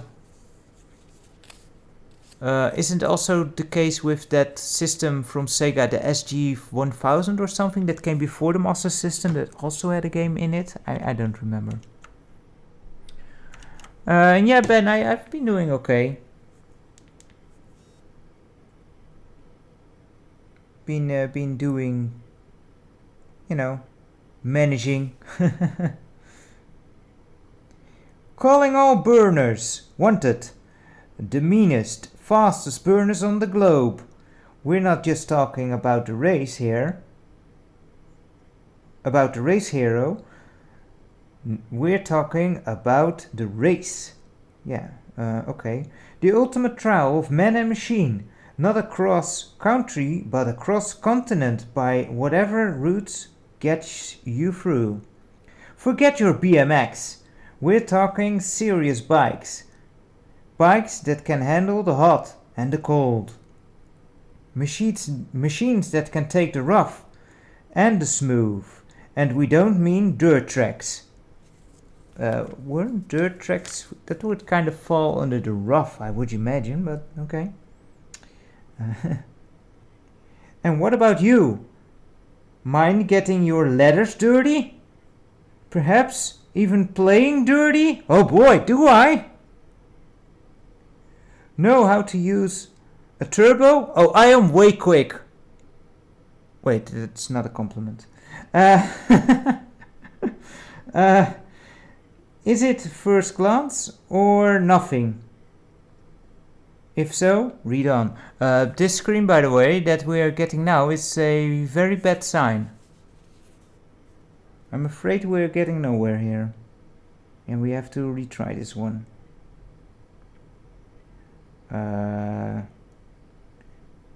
The ultimate challenge to burn rubber in the hot dust of Africa, the mystical greens of Asia, the concrete jungles of America, and the wide open spaces of Europe. If you've got what it takes, hang on and make those suckers spit your dust. Yeah, I think this one actually failed loading because we should, I'm pretty sure, get a menu that lets you choose the continent you want to race on. Because this version has 4 continents, as we just heard, and each one is slightly different. They all suck because the game is just bad. But let's try that again. Which side am I actually on here? Because if it fails again, this is side A. And side A does have the easiest level, so preferably it will work.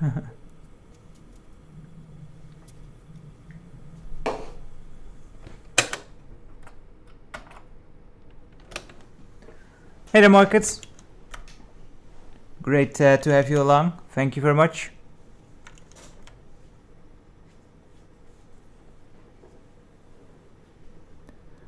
Well, my patience can be a bit thin, I will admit. It's kind of those nasty bars on the screen, it seems. Or am I just seeing double?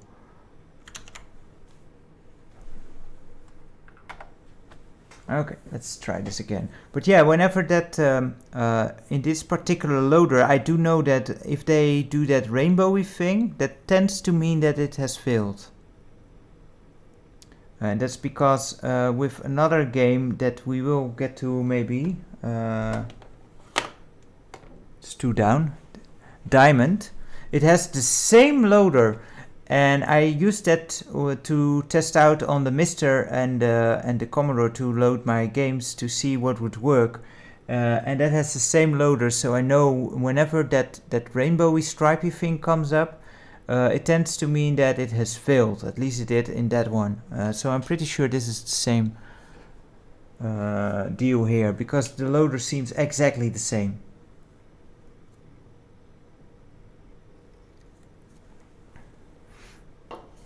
One racing game that's actually quite good on the Commodore 64 is Buggy Kid. It was quite good. And as I said, I do like the original Outrun on the Commodore 64. That was kind of decent. I think Chase HQ is kind of good. I don't remember if I actually have that one though. But yeah, generally speaking, Commodore 64 and racing games, most of the time very choppy. And this one is just not optimized at all. It's still kind of playable, but it's just ugly. And let's hope we can actually get to it.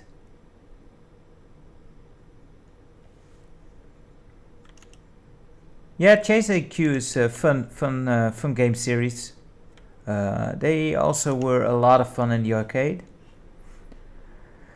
And yeah, has anyone ever played Afterburner in the arcade, in the actually sit-in cabinet that also does the moving around thing? That is such an awesome, like, we had a couple of arcades that actually had that thing. It must have cost them a ton, but those things, when you sit in those and just play a game, I mean, I sucked at the game, but still had a good time. Still very much worth the money that you threw in there. I think it was also more expensive than the other arcade games. Pretty sure you had to put a guilder in those things, but yeah, that was so amazing.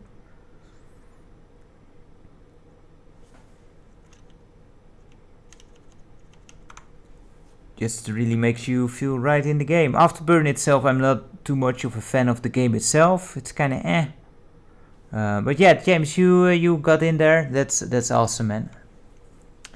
A lot of people missed out just because their arcade didn't have it. They had just the stand-up cabinet, which is a lot less impressive.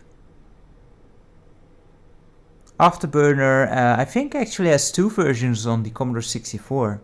An European version and an American version, and they are pretty different from each other. I'm not sure.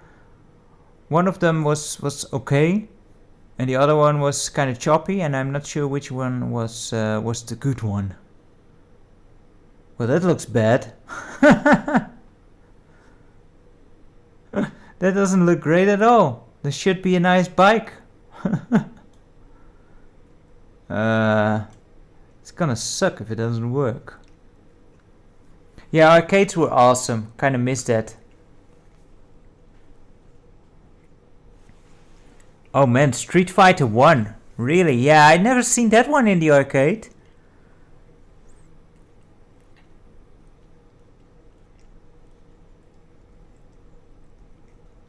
Never heard of that one either, Izzy. Double Dragon 1, I'm... Yeah, it was a bit too late for me, I guess, or you know, too early. I was too late in the arcades. Never seen Double Dragon 1 either in the arcades. That would be cool. Did quite enjoy the NES version, which, you know, it's not the best conversion, I know, but yeah, this one is not working again. Damn it!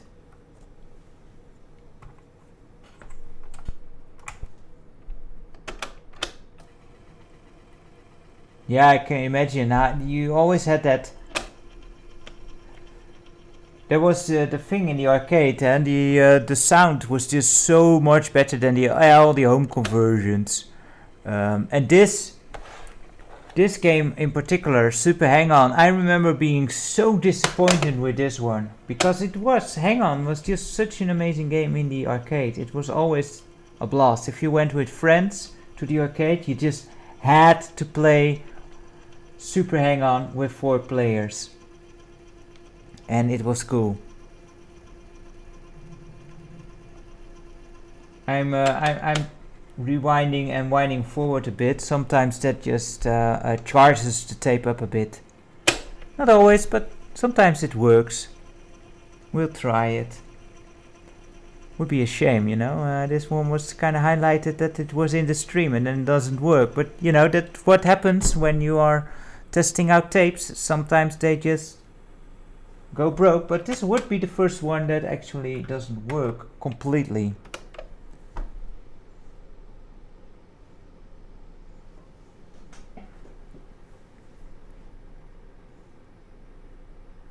Yeah, Mortal Kombat. My cousin had the Mega Drive version, which of course we thought was the most superior version because of the blood.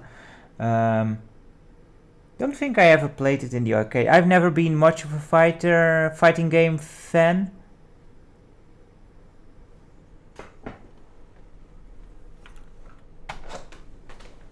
I don't know if Rich from Review Check USA would shit on the Commodore. I don't know, would he? But I would probably offer him a cucumber or something. I don't know.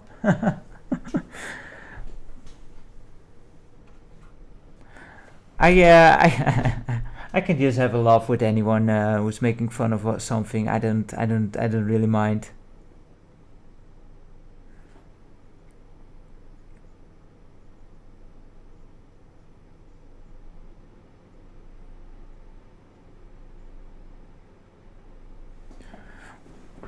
We don't have Chuck E. Cheese's over here, nor any kind of game-themed eating places. We don't have those, unfortunately.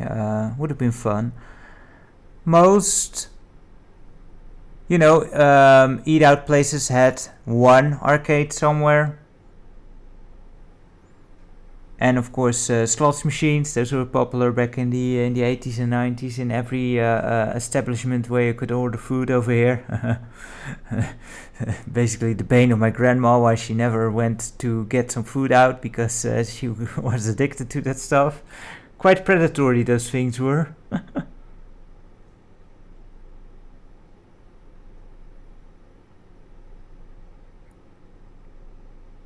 I don't know, Rich from Review Tech USA, I never really know what to think of him.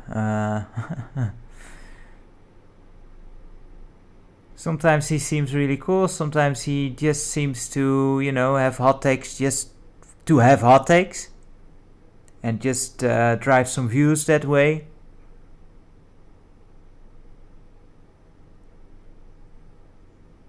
But yeah, I wouldn't put him in the class of Wings of Redemption. I wouldn't go that far. And yeah, arcades here are kind of extinct too, I'm afraid. There are a couple, I think. And there is like a sort of arcade museum where it's basically an arcade, which is not too far off. I've never been, but would be cool, I suppose. Those were the days, the arcades. Really cool. But yeah, we're not all about that anymore. Now everything needs to be snappy and online and trash talk each other, and when behind a microphone, so you can't actually punch them in the face, which I never did. Would miss anyway, so what's the point? Speaking about Modern Warfare, the new one has Amsterdam in it, and I must say that that does look really realistic. It does look, yeah, if you go to that spot, it is quite spot on, the big church area there. It's quite impressive. Great, my beer is down. Awesome, won't miss that one.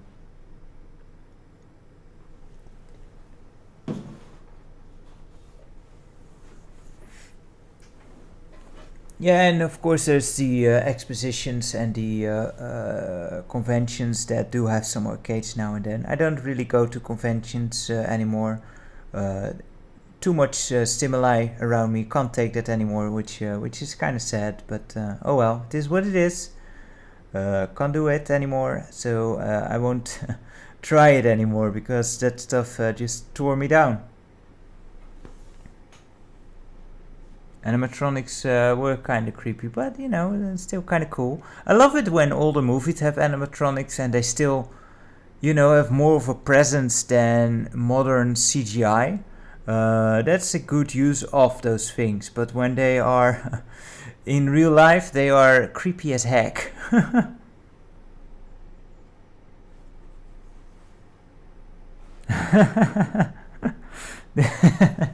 The smell and fat of the conventions. I don't know, man. I probably contributed to that quite a bit myself, so I wouldn't hark on it too much. Yeah, I used to be a fat kid. It's used to be fat all the time. It's only very recently that I actually am kinda sleek.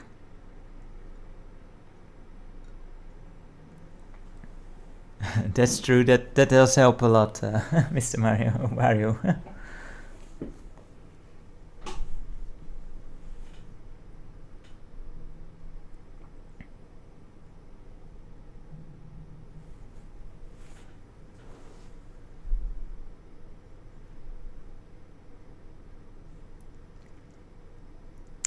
I kind of liked conventions to see newer stuff.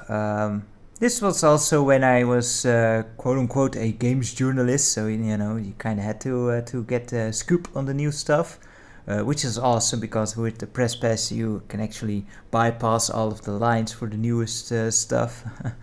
So yeah, it was kind of enjoyable in that regard. But yeah, now when I go, even if I looked at it, like the anxiety just creeps up right away. It's just too crowded, man. Too crowded. Are there any game conventions close by to you guys? Like we have Gamescom, which is fairly close here. And First Look, and of course there's also Comic-Con, which has kind of turned into kind of a gaming convention as well. Never actually been to that one, by the way. And when checking out newer games, what was really awesome was actually when you got invites from publishers. That was really cool because it's kind of like a gaming convention, only much smaller scale, and you just have much more time to spend with the game and ask questions to the people there. Really cool stuff, and they showered you with gifts so you can write a kick-ass review for them, of course. Hey there, Erwin. Great to see you. Awesome that you made it here. We are loading in some super hang on here, but it's not loading, unfortunately.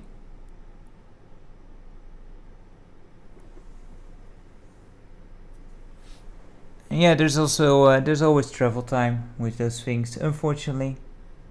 But yeah, I can't imagine living in the US somewhere and you have to travel like 3 states over to actually go to one of those things. That'd be crazy.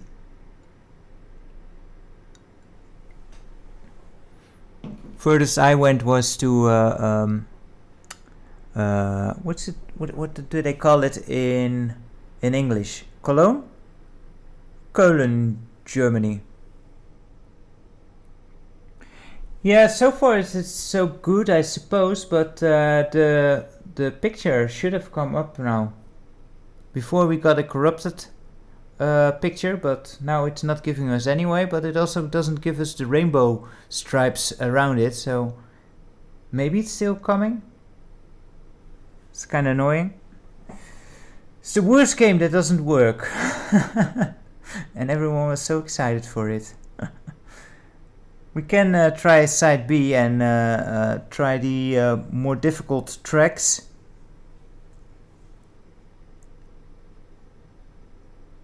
Yeah, it's probably a better experience too, Ed.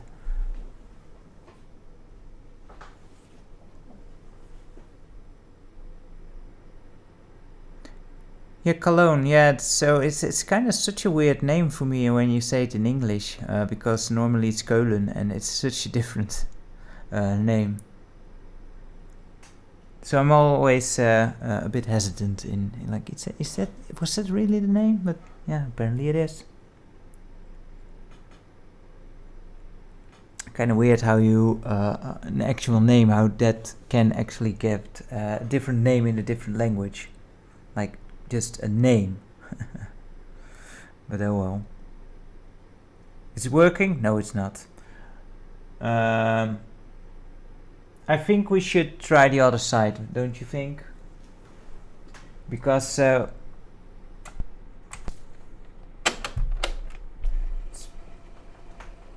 I love language too. I'm sometimes a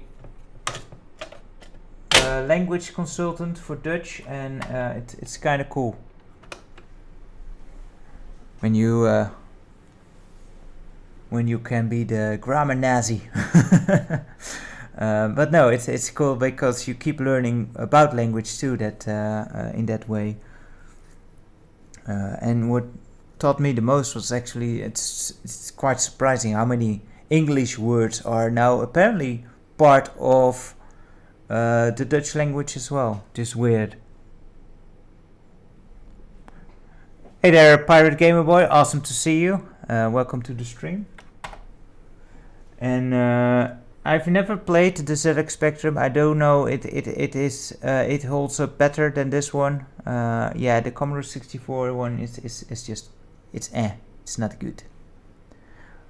And but apparently I've been shouting too much at the game because it doesn't want to load. But this is different. Never played VIC-20. Nope. Don't own one either.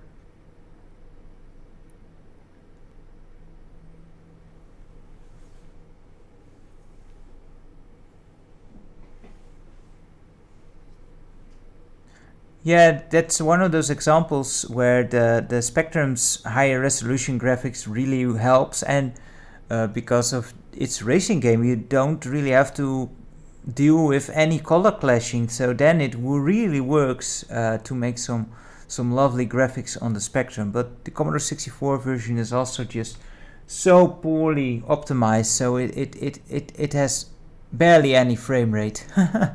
It just chugs along and it's terrible. So most versions are probably best. This might be the worst version of the game in general.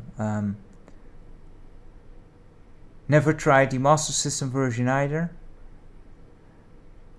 Mega Drive version is also not that great. But yeah, this one is it's terrible, but we seem to be able to see it in all of its choppy glory soon enough, because side B is actually working. Awesome. Was it? Yeah, that's also kind of different in this version, where the most conversions actually use the arcades music. This one uses its own music, with Commodore can work quite well, because most, he has some amazing set tunes. And this one I seem to remember was pretty decent as well. Although it doesn't stand out as much as, for example, Ghosts and Goblins, where they made an absolute banger of a soundtrack that is nothing like the original, but it sounds absolutely fantastic. And we did it. We actually made it. America or Europe? I think America is the easier one of these two. Was that F3 or F1?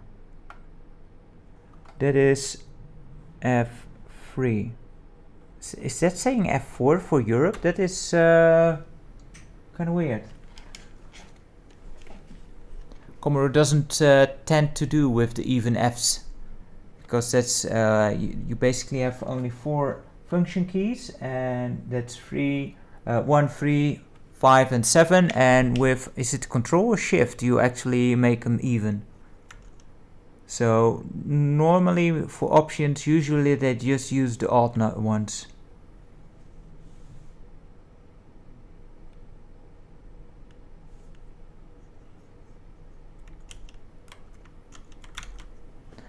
But yeah, so now it works, and I think this game actually has 3 soundtracks or even 4. I don't remember. The one bad thing is that I don't think you actually get to hear them, like you can in, for example, Outrun and such.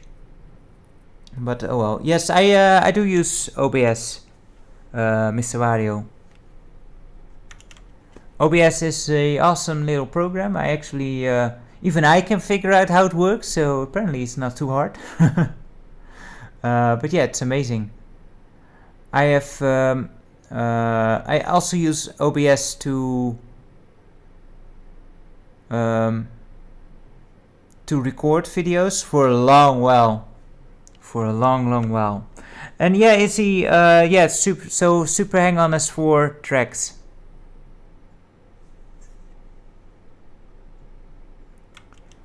That's right, Erwin. Africa and Asia are on side A, and they are the easier ones. Hey there, Frank. Great to see you. Welcome to the stream. Hope you enjoy it. We are actually in a rather poor showcase for the Commodore 64, but we'll make the best of it. But yeah, Super Hang On is not the best game on the Commodore 64, unfortunately. And yeah, OBS, yeah, how long have I been using it? Quite a long time. It also works really well with the capture card that I use, which helps. And there is barely any lag when using OBS. Yeah, I'm not sure. I'm not sure if this one is actually working either. This is really terrible. First game I came across now through these streams that is not working anymore. That's unfortunate. On the other hand, you know, it's one of the worst games out there, so could be worse, I suppose. Yeah, it looked promising. It at least loaded the menu, but we can leave it on a bit. I'm not sure how far. Like the tape itself is rather big, so I'm not sure how long it actually takes to load it. So we can have it going.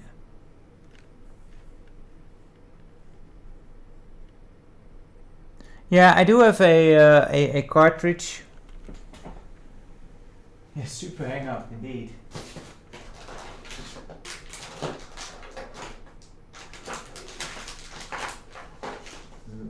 Where is it? I hear something. Yeah, I have one of these SD what's it called? EAS things with an SD card. Awesome stuff. To load some games in. Much faster. Anyway, we can actually play.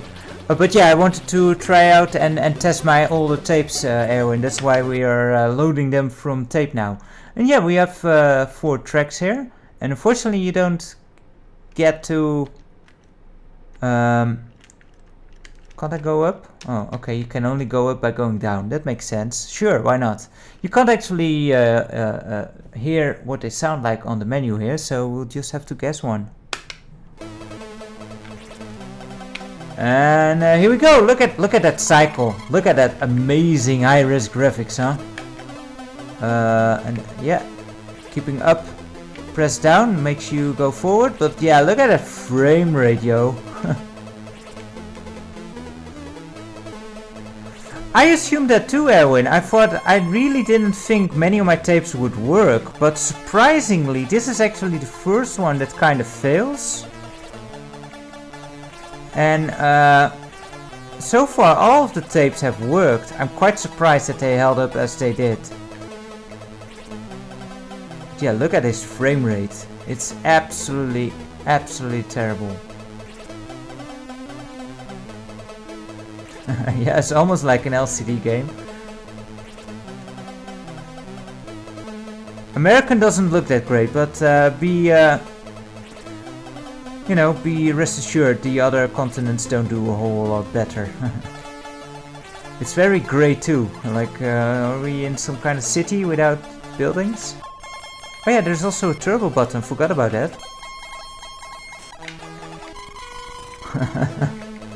I hope not. I don't know, man. Tiger handhelds might have better frame rates than this. But you actually need to steer at least, like in Road Blaster we actually didn't need to steer much, and here you actually need to go around the corner.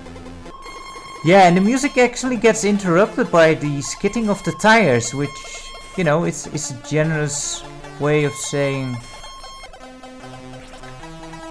ear rape. It's not very pleasant. Holy crap! What state in the US is lime green? I mean, I imagine that we are different, hopping from state to state in this. Kind of amazed that we even made it to the second stage here. Yeah, it's a different part, isn't it? Wyoming, are we there now? Okay. But yeah, this is just why this game is not considered very good. And yeah, that beeping sound when you skid around is not very nice. Game over already.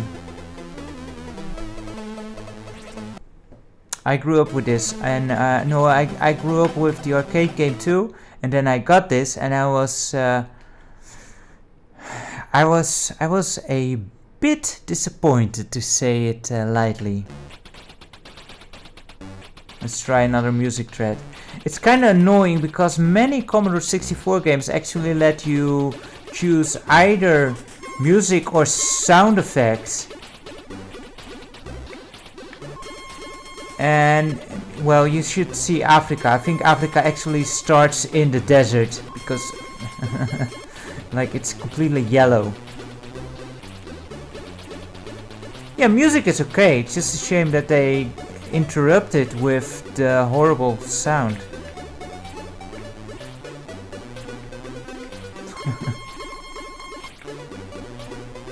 No, I agree, the Pirate Boy. Like Outrun, the first one, I kind of enjoy on the Commodore 64.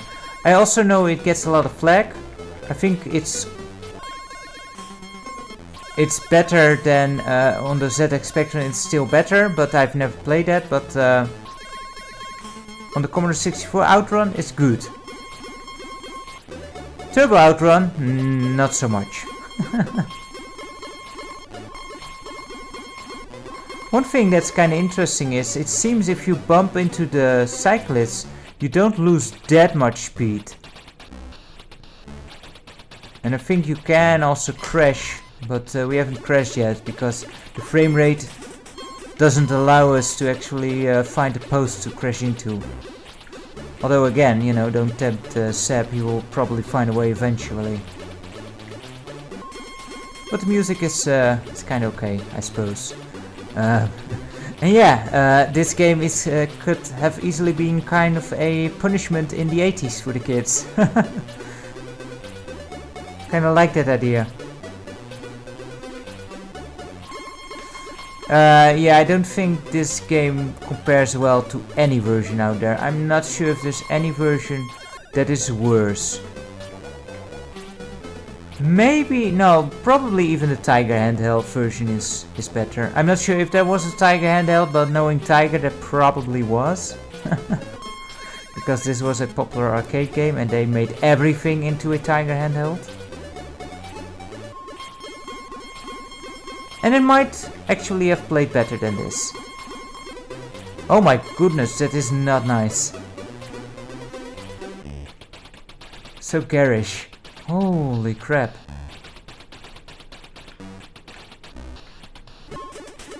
And yeah, if even I on the second try go to the second stage or through the second stage, then welcome to Mars indeed, then you know the game isn't that hard.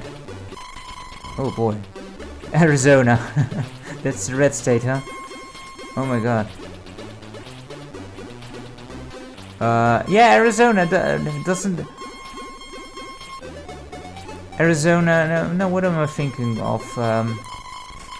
Isn't Utah also with those more reddish kind of mountains?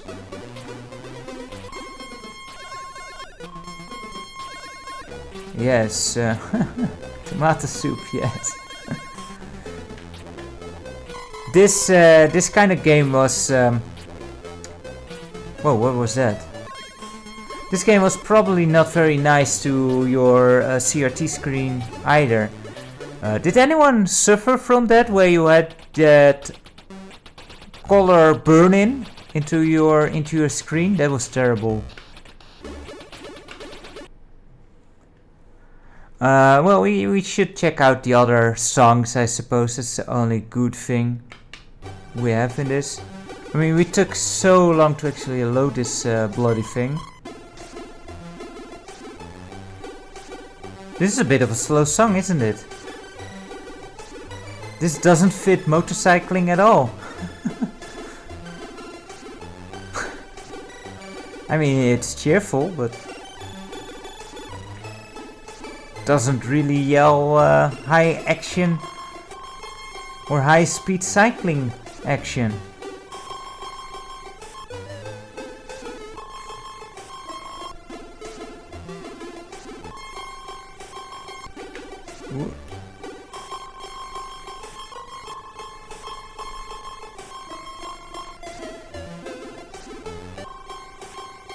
Yeah, the Super Hang-On soundtrack was just awesome in general, wasn't it? It's hard to beat that. And yeah, this track doesn't serve much of an improvement, that for sure. The other ones were okay, but I do agree that Super Hang-On C64, it has some decentish music, but when it comes to, for example, Ghosts and Goblins, then I think like the Commodore 64 music is actually not better, but just amazing in its own right. Easily one of my favorite Commodore tracks, but this by no way can replace the original. Yeah, I had some TVs with color burn-in. I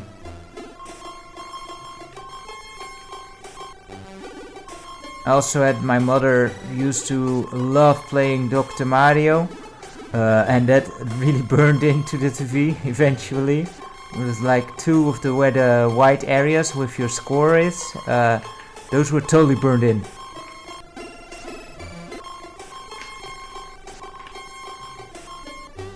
Yeah, you can totally see it in those older arcade games, indeed, where you basically, when you turn it on, you see the game screen, or at least the HUD, the HUD.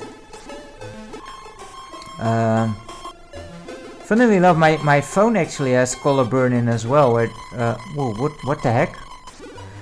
My phone has all the icons at the top of a Android phone. They are just burned in there permanently. If I turn the phone around, the icons are still there.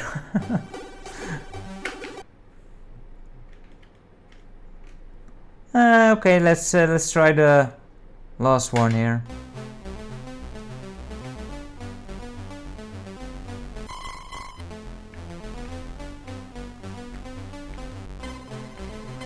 Ooh, I don't know that game, the Ferrari game.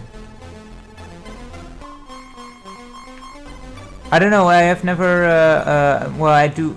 Do I own a Game Boy? I don't know, but I've never played too much on the Game Boy. I can't really see too well on it, so I have no idea how that actually works with burn-in and such.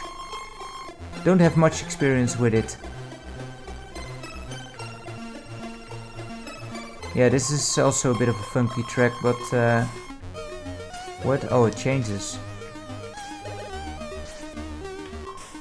Kinda sounds like they had just these tracks laying around, like, yeah, might as well put them in. I guess we should also show what crashing looks like. Oh, nothing is here.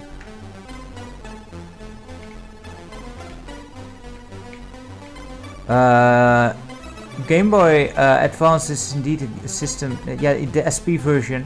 It's the one where you flip it open, right? That is one that I can see more on for sure. And Game Boy Advance has some awesome games. Did play quite... It was one of those systems where I was really happy where the emulation got really good. Let's crash here and see what that looks like. What?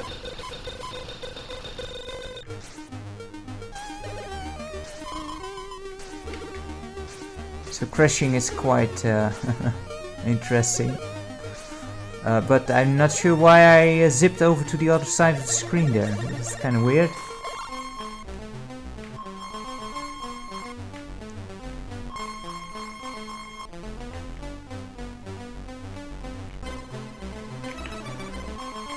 Yeah, the crash is all of like 5 frames, isn't it? What? Why am I keep warping to the right side there? That's so weird. Again, this game is not optimized very well. It's a terrible version.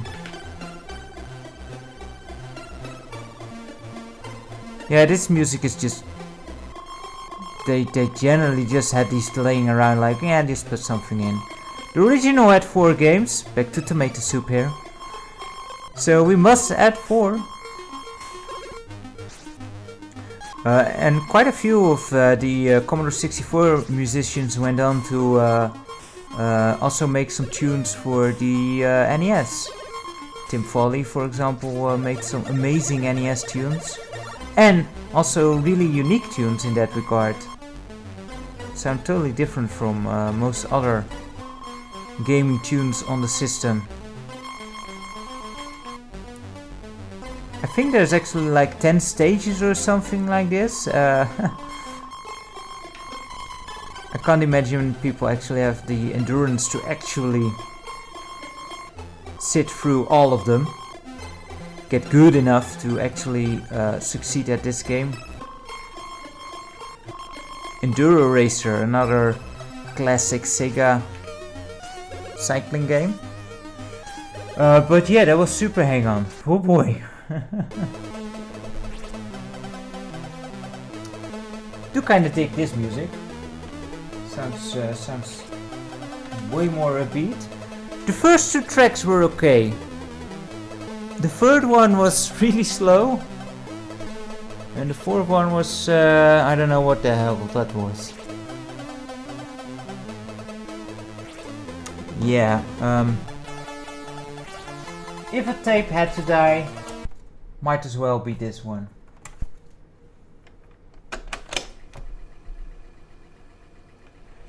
So if I do sell this one, I guess I should sell this as is. I hate it when sellers do that. Too lazy to test it out.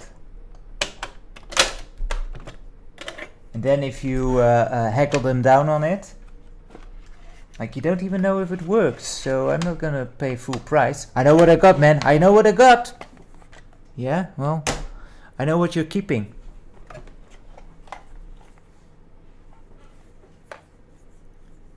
Let's play some Sunstar, which is a game I don't really know how to play, I think, anymore. But let's give that a try. If it works, of course, if it loads. It looks like this one is on both sides, so that's a good thing. Wait, I should double check here. Nope, it doesn't say side A or side B, so that usually means that it's on both sides. That's awesome. And let's see what this game is like, or what it's about actually. Let's see here. What have we got for a premise?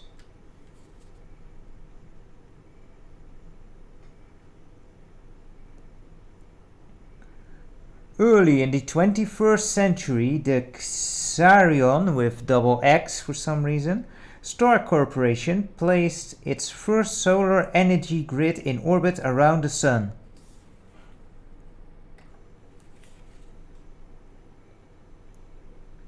The grid utilized the Sun's energy to create special energy crystals that allowed travel through space at the speed of light. It was not long before a total of 16 energy grids were in orbit around the suns of the star systems throughout the galaxy. Unfortunately, at the dawn of the 22nd century, due to buildup of unstable disruptive energy pulses, it has become impossible for normal supply craft to collect the energy crystals from any of the orbital grids. To recover as many crystals from the grids as possible, a supply craft has been totally redesigned, giving it awesome speed and extraordinary firepower. This craft is called the Sunstar. You have been chosen to fly it. Whoever made that decision was a complete idiot. Yeah, it's kind of a weird box at the top left indeed. Going nuts. I hope that's a good thing.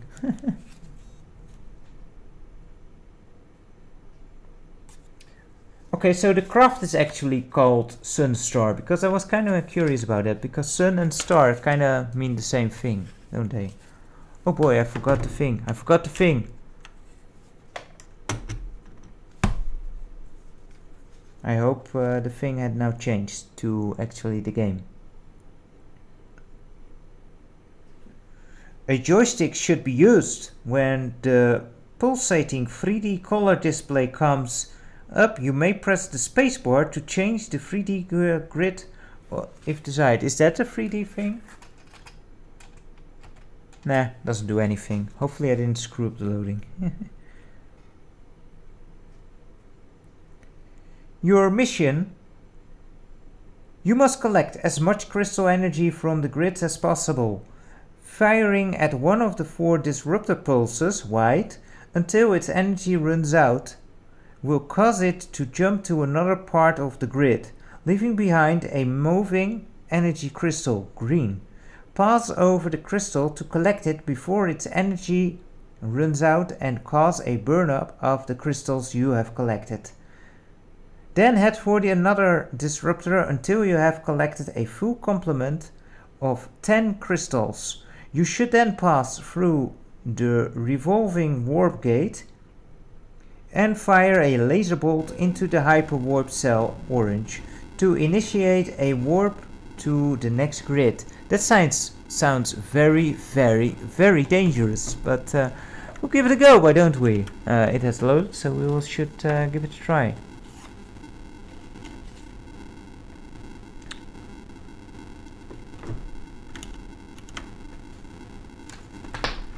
Okay, let's see. Press the button. It does nothing. Press run. There we go. Oh dear, where do we? Where do we go? Oh no! Straight into a frigging wall. Or not. Wow, it's kinda a 3D game, huh?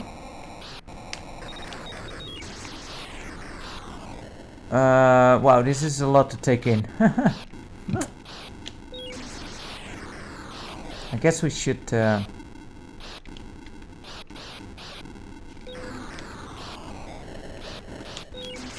wow, these guys, man.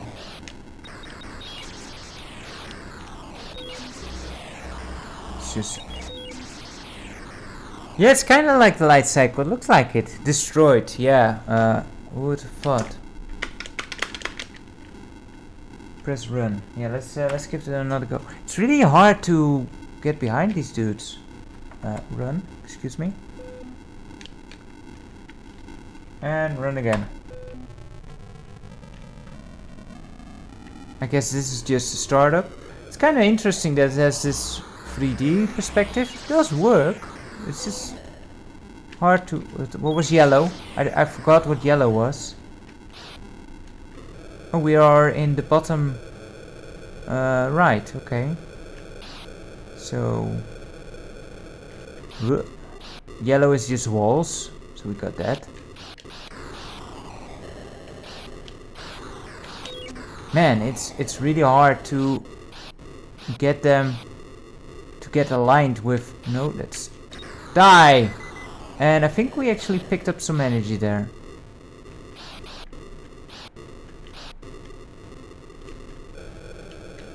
But it's not enough. Oh no! Yeah, kind of like Rally X maybe, but Rally X has more... It's more of a mazy thing, isn't it? Man, I find it really hard to actually line up the shots here with these dudes. There we go. Did he die? He didn't pick up nothing. Okay. And he's gone again. Damn it.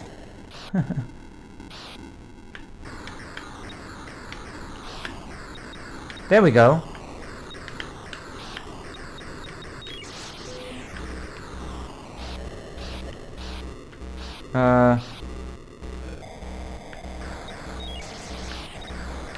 What's the alarm for? I hear a very low pitched beeping sound. Oh, whoa, whoa, there's a green thing. Okay, we got that one. Oh my goodness. No, this is not the best graphics on the system. It's kind of interesting that it's 3D. But there's much better looking games. And looking at this perspective does remind... What's the game called with the ball?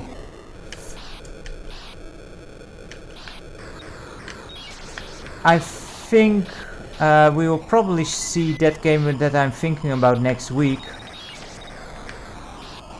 But it also has kind of a perspective like this, but it's much more fun. Although I'm also terrible at it. No, not Arkanoid. No, it's a 3D game where you bounce a ball forward and you have to... Oh no! That's not... and you... Cosmic Fairway, is that the word? I forgot. We'll find it. No, Castaway or I don't know. I forgot. It's a sequel. For which I also forgot the name. Go figure. But you are a ball and you're moving forward, and it kind of has a perspective like this. But then you have a ball bouncing around, getting destroyed and slowed down by all kinds of stuff.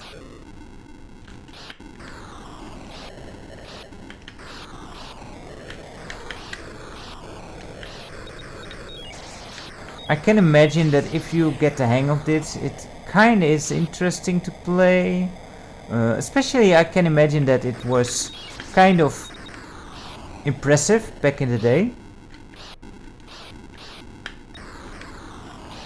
Oh, there's a green thing. No, not Baseball 2000. That was that shooter game. The cost of these games was really dependent on the software house. Most of them had different lines. Like they had budget lines, which used to be only a few bucks. Which also games that were older would eventually get into a budget line as well. You know, kind of like how the PlayStation had greatest hits or platinum versions. But the bigger releases were around 10 bucks or so. But yeah, software houses were basically free to, you know, call the price of their games. But most new games and big releases were around 10 bucks or so.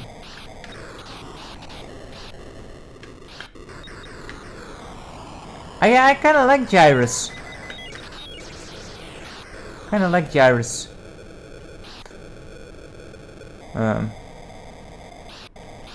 And yeah, the budget lines, which weren't necessarily bad games, by the way. Some of the budget games were actually more enjoyable than the big releases.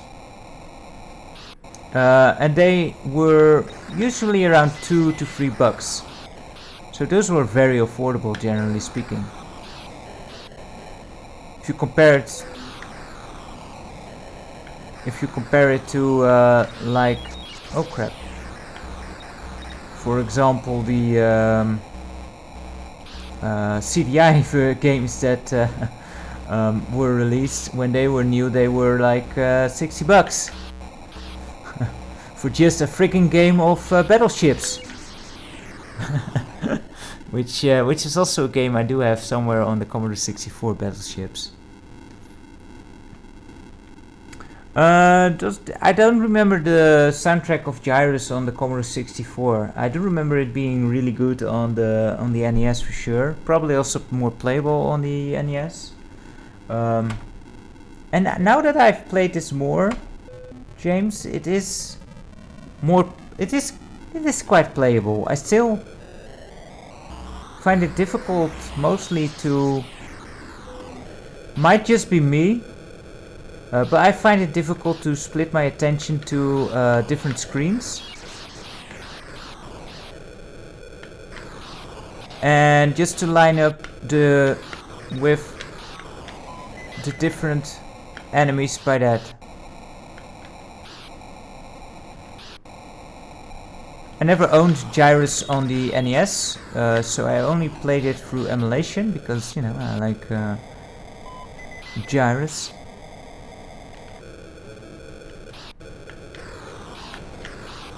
Oh boy. Yeah, I find this most difficult part, where you just line up your shot with these enemies.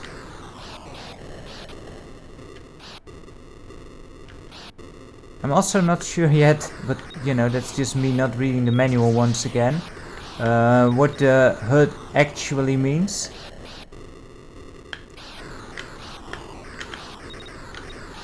And I do think, you know, having this game, if it were just 2D, would probably an easier game indeed. The 3D makes it needlessly complicated, I think. I mean, it looks impressive for the time, but does it really add anything that you can't have in a 3D environment?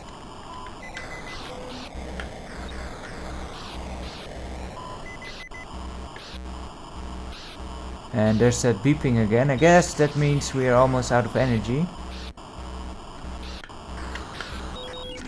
Oh crap. Yeah, if you push forward on the joystick you go faster, and backwards you move slower.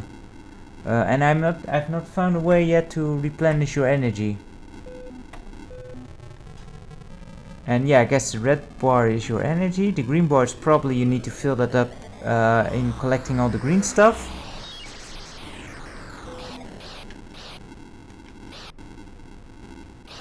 There's also stuff on the top of the screen. Too much information! Good thing I'm not playing Elite, huh?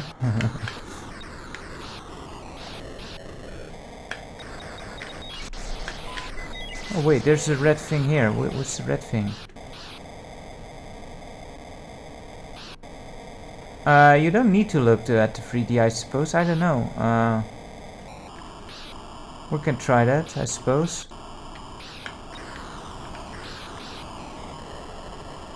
Oh man, Beam Rider, another game that was really nice.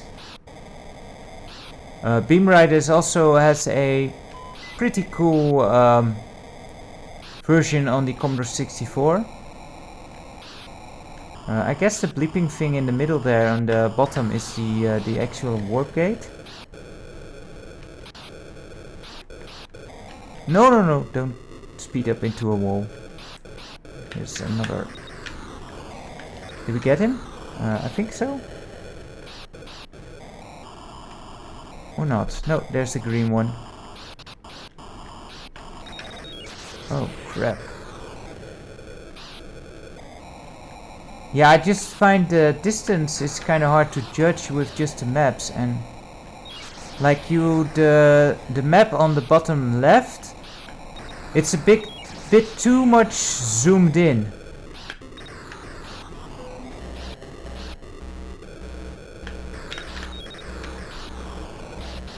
Oh no! Like it's a bit too zoomed in, so you have very little time to react, and the one on the top isn't precise enough. Oh. Can we, when we hear the beeping, can we actually go in the thing? I don't know. No, you can't. It's a kind of interesting game. But yeah, I don't see us getting to the next level, unfortunately. Big surprise, isn't it? What time is it? Okay. Well, you know, back in the day you didn't have too many games, so you would sit down with this and play it for quite a long time, and then you could probably get good enough at it. It doesn't seem impossible, at least.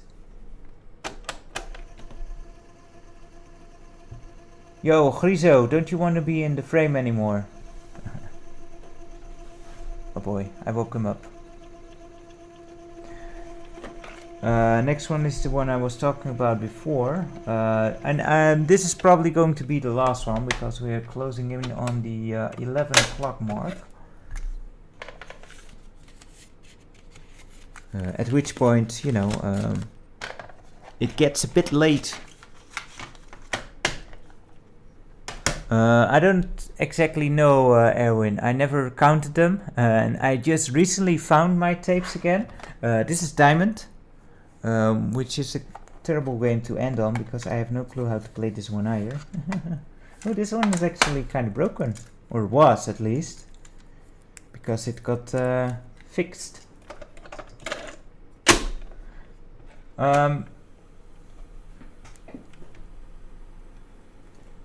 Oh, it's not rewound, typical Seb. But yeah, I have. So these are the tapes that I used to own back in the 80s, or my parents, I should say. It is still. Oh, it was at the end. Okay. And I have another box which I did pick up later on, but I've never cataloged them, and I have literally these tapes have not played for over 25 years, so I should catalog them, but I haven't yet, so I'm not entirely sure what my exact number is on them, but quite a lot. We've had gone over some smaller tape boxes. These are the big tape boxes. I've got another bunch of these, and I have a bunch of like these collection tapes where you got multiple games in a box.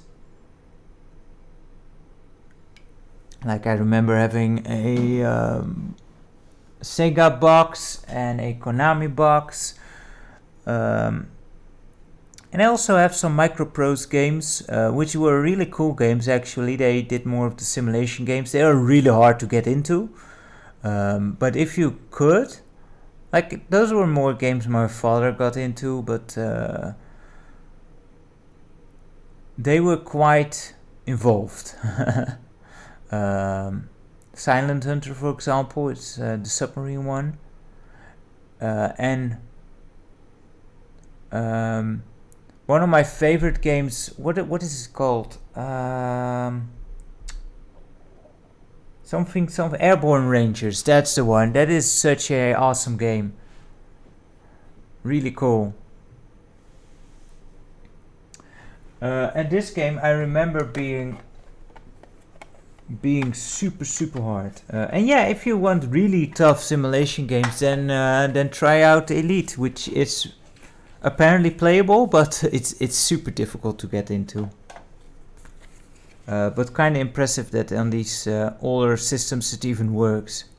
Yeah, it's kind of ET, isn't it? I remember this game being just very complicated and never figuring out how to play it. But now we actually can figure it out by reading the manual, perhaps. Once the prison ships were strong enough to hold them, but now they are free. Terrible will be their vengeance unless you can stop them. Interesting.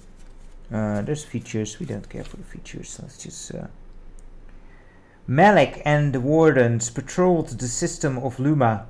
Their terror ships enforced the doctrine of Zan, ensuring the balance between the heavens of Zia and Zan.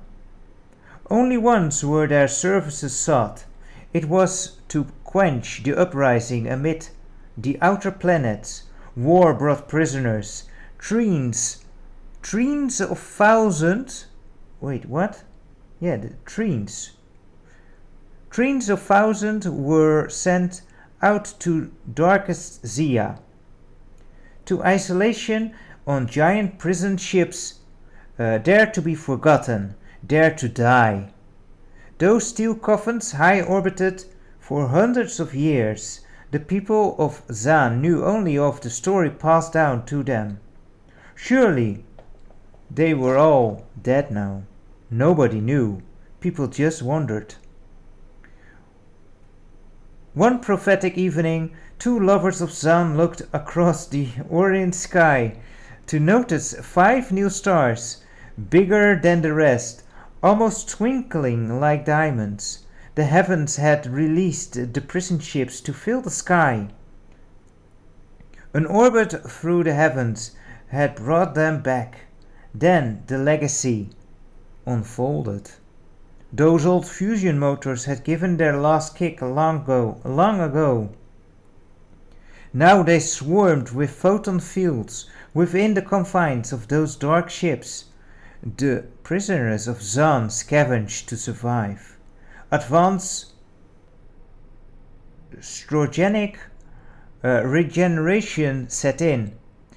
They mutated to breed monsters that were strong in the steely dark. Too strong. Now they eat through the steel hulls to land on Zan and seek revenge.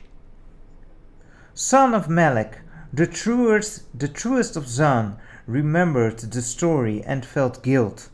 But whatever he felt, he had to take care of it. It would be done as Malik would have done. As a last resort, he'd destroy them. If possible, he'd secure them until something else could be done. Only a supertronic, a craft as strong as a diamond, could go out. And he had 5 under his command. They were equipped to land and secure whole ships. He planned to land on each ship in turn and seal them up. He signaled to his crew to fuse up. Death to the Zia, they shouted. No, he said firmly. Let's not forget they were Zan once. Wow, that is a lot of bollocks, that story, isn't it? Who came up with that one? There were drugs involved, I can imagine. Oh boy. The game has started, but I just know that I do not know how to play this game, so I should check out a bit on what the actual controls are. Man, why did I have to make that story so complicated for, for an 8-bit system? Front menu, now we know how to... Objective. To search and secure a prison ship on each of 5 levels, a ship is deemed secure when all exits have been sealed. The sooner a ship is secured, the more creatures will remain as prisoners. Your score indicates how many prisoners remain and additional points for those killed. So wait, should we not kill them or kill them? Fight any exits made by them and land as close as possible in order to seal them up. You'll need to make your way about the hull, being careful for the prison ship's defenses. Yeah, that's the thing, Izzy. You'd think it'd be simple to just shoot things up and you know, just go about until everything's dead. But I remember this not being so easy in this game. It won't get you very far.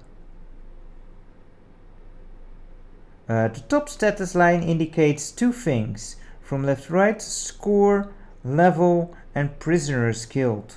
The bottom status bar indicates the power levels, power band up to 100%, number of inertia field, inertia filed modules. Okay, that's a thing. We can have up to 10 of those. And current operation mode of the Supertronics. Ah yeah, that's the thing. The bloody ships have different modes. And you have to switch between those modes.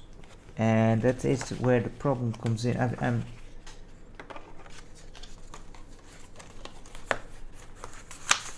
How big is this manual, man? It's not even different languages, it's all there. Supertronics, that's the ship. Okay, so you've got different modes in of the ship. The first one is the high bar mode. It's, oh crap, it's with the keyboard. It's the A key. It protects Supertronic from outside forces by retracting all onboard systems. This mode requires 0 power and causes the Supertronic to drift about the prison ship. You have no further control of the craft until another mode is chosen. When the Supertronic has 0 power, this mode is engaged automatically and you have no control whatsoever. Okay, so can you actually die then? The solar mode. The S, this is S, okay. You guys remember all the buttons, right? Activate solar panels. That's probably for recharging then, isn't it? Yeah, powers up the Supertronic. The burnout is fast, so it's necessary to revert to this mode before 0 power. You can then continue the mission with another Supertronic until the power level is built up. Wait, oh yeah, you have 5 of the bastards, don't you? By this method, it is possible to have 4 Supertronics on standby, building up their power levels. Well, the mission is continued with the 5th. Then you have the Killer mode. I wonder what that does. It's under the D key and it has the weapon systems. There are 3 levels of destructive powers. You need firepower and super. Yeah, but let's be happy that we don't have to actually deal with one of those Microprose games manuals, because those things are complete booklets. My goodness, those things are giant. I probably do need to do some research before we tackle those.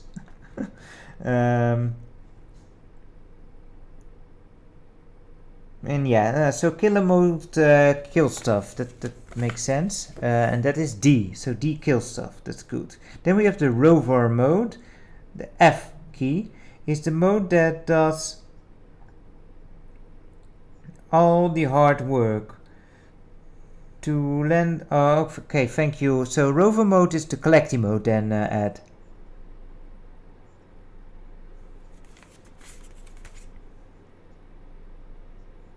Yeah, those manuals were something else. I think the biggest manual I have of something, no, not the biggest, but like the thickest, also because of the box, is like Might and Magic for the Genesis or Mega Drive. That box doesn't even close properly. It's ridiculous. But yeah, some of those older computer games, they had huge manuals and maps and such.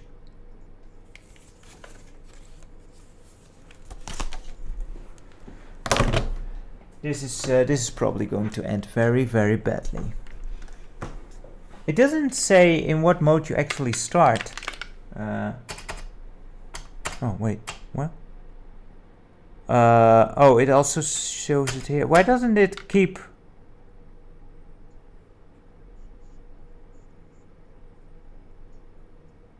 Toya, try. I guess I need.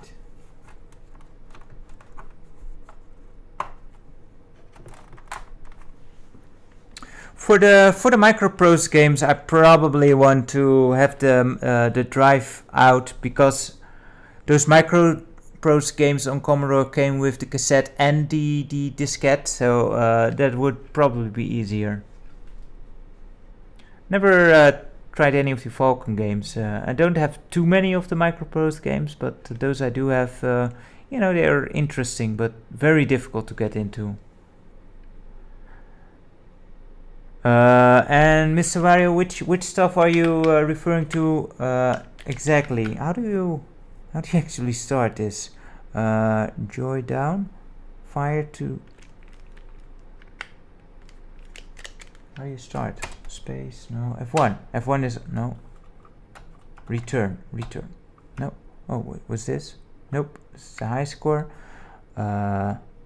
Shift A in show map.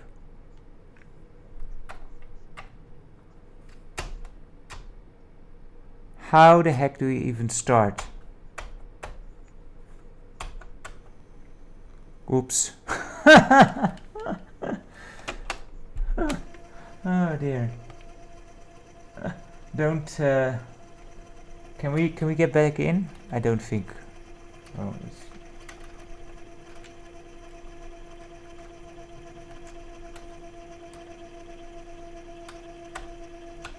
Nah.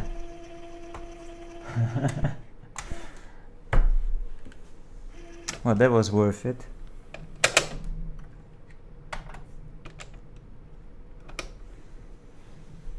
I don't have pirates, so I don't know. We had the space pirates, didn't we? In the first time we tested some games, that was kind of an interesting game. But yeah, it was just a shoot 'em up. But a pretty neat one. Don't actually have pirates, unfortunately.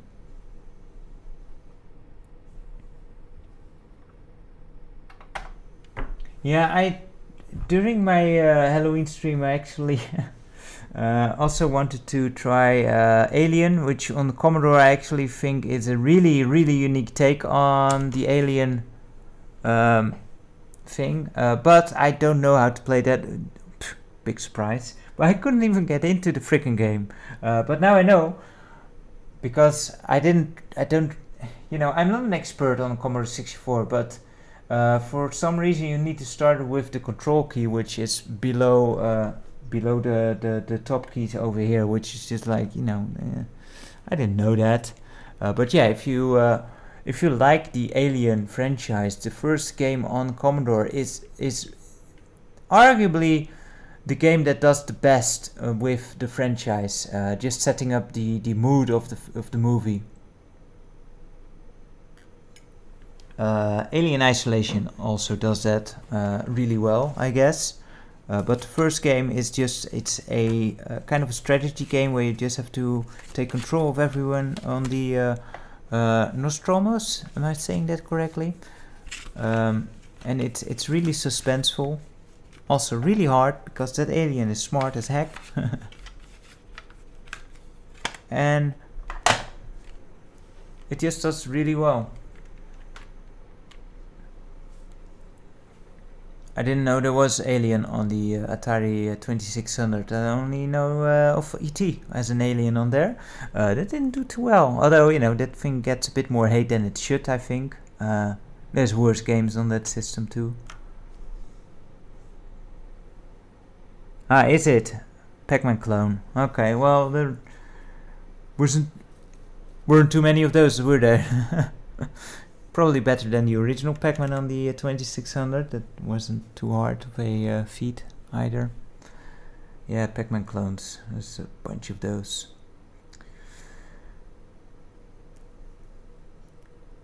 Yeah, the official Pac-Man is a bit... the flickering. I never really played Isolation myself, Alien Isolation. I mean, I've got respect for the game, but yeah, that alien thing that scares the crap out of me, man. Rightfully so. But yeah, I probably wouldn't last long in that game. I don't do well with those things that chase you, man. Makes me nervous. So I'm probably a lot of fun to see in playing those things. Oh yeah, and I was actually going to see if it actually showed you, because I said, now we know how to use a menu, and then I didn't. Can I? Which of course is fitting. Serves him right.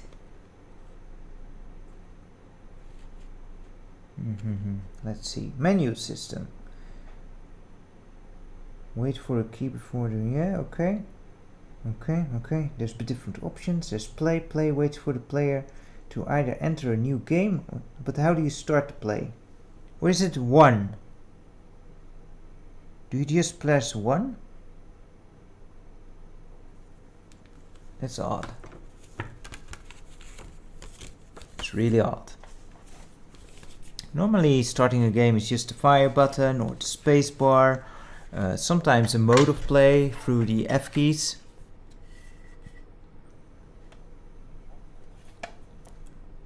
Oh, it works. Let's try 1 then.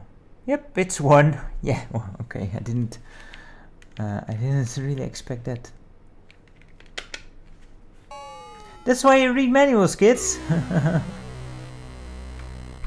And now, ooh, this doesn't look good.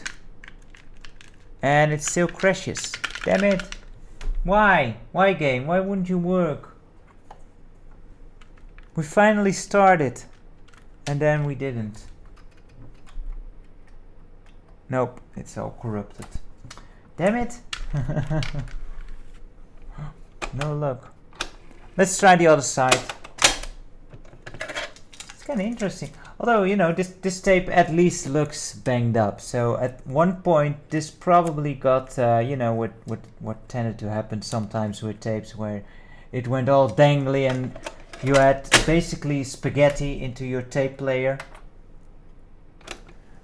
So we fixed this one up at some point. So maybe that's what's wrong with it. Who knows? And still, these tapes they do hold up better than I had expected. I didn't expect any of these games to work anymore.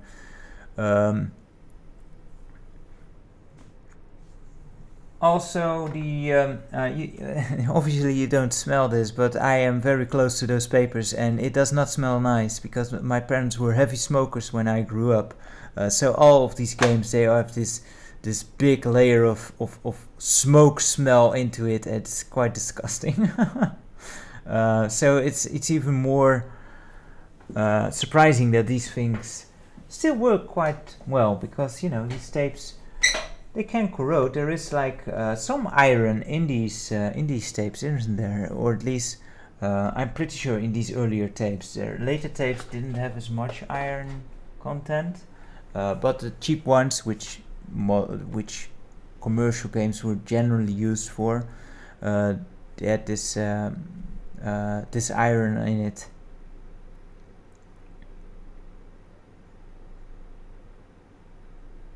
Yeah, tape loading was something, you know. I used to, when I was a kid and I was loading my games, I used to be so careful. I didn't want to touch the desk or anything, because any bump onto the desk could just corrupt the loading thing.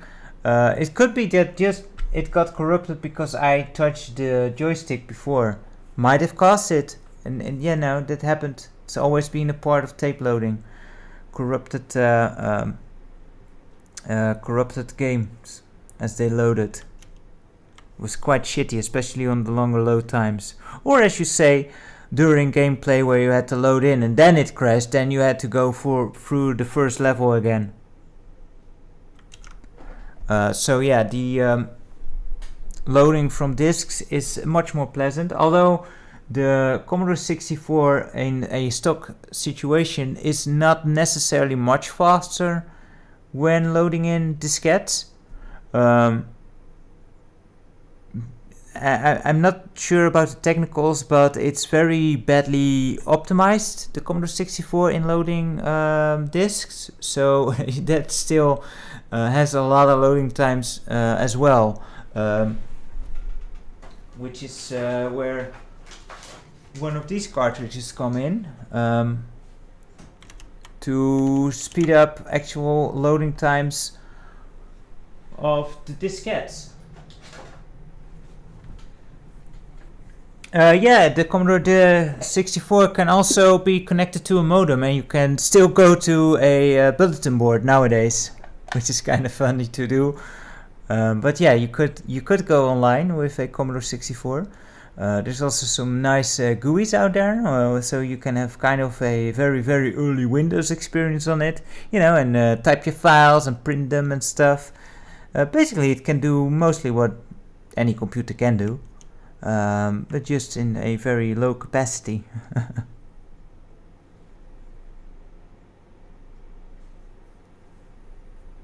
Yeah, there were. I mean, I don't know anyone who actually did it, but it was possible, and some people will have the earliest internet memories through the old BBS systems, through the Commodore 64, because that is very, you know, for those older systems or terminal systems, it's very, very easy to use it. That such. Oh crap!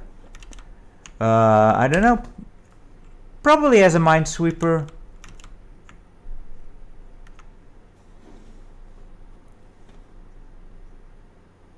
What's kind of funny with tapes is that everyone also has the pencil thing. Are we working? But the pencils actually don't work because our pencils are too thin. That's just a translation, or well, it's kind of a literal translation for the Japanese manuals where pencils are a bit thicker. But big pens do work fine, but usually I just use my finger if I had to manually roll back a tape. That works fine too, you know. Space Cadet Pinball, I never actually played too much of it. I kind of skipped. In what Windows version did that come? I kind of skipped Windows 95. I went from 3.1 to... Why is my thing not working? There we go. To 98, and then I went to XP. I think I missed out on Space Cadet. Was it in Windows XP? And it was also like a bit of a small playing field. Like the resolution wasn't as great for me, so I had trouble actually seeing it. So I haven't played it. But I did really love the Pinball Dreams and Fantasies and those games. This looks better. Oh my goodness, that sound. I don't remember it on XP, but you know, shows what I know.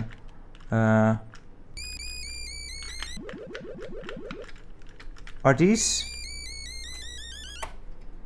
No, these are not. Oh crap! What did I do?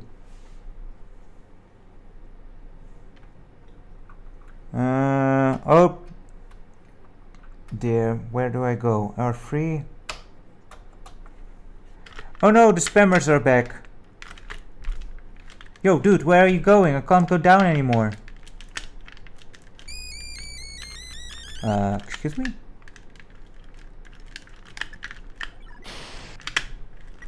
Oh man, I can't control it at all. I can't control this. I'm not sure where the... Oh wait, it's probably in the first mode, isn't it? Yep, it was in the first... Oh. Yeah, the high-pitched sound is also not my favorite thing here.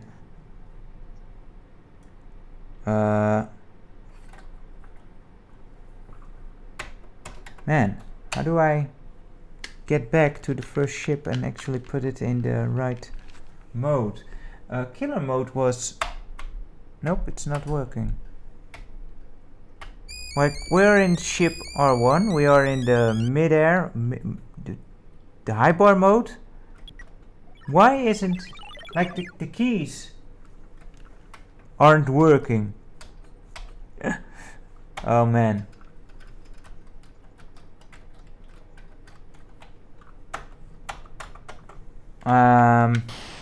Sorry, what's not working on YouTube? Let's try the F keys.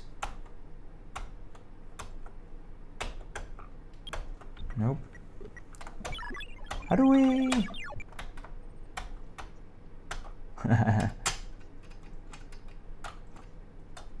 I have no clue. Yeah, Twitch is not my... oh, wait. If I keep F3...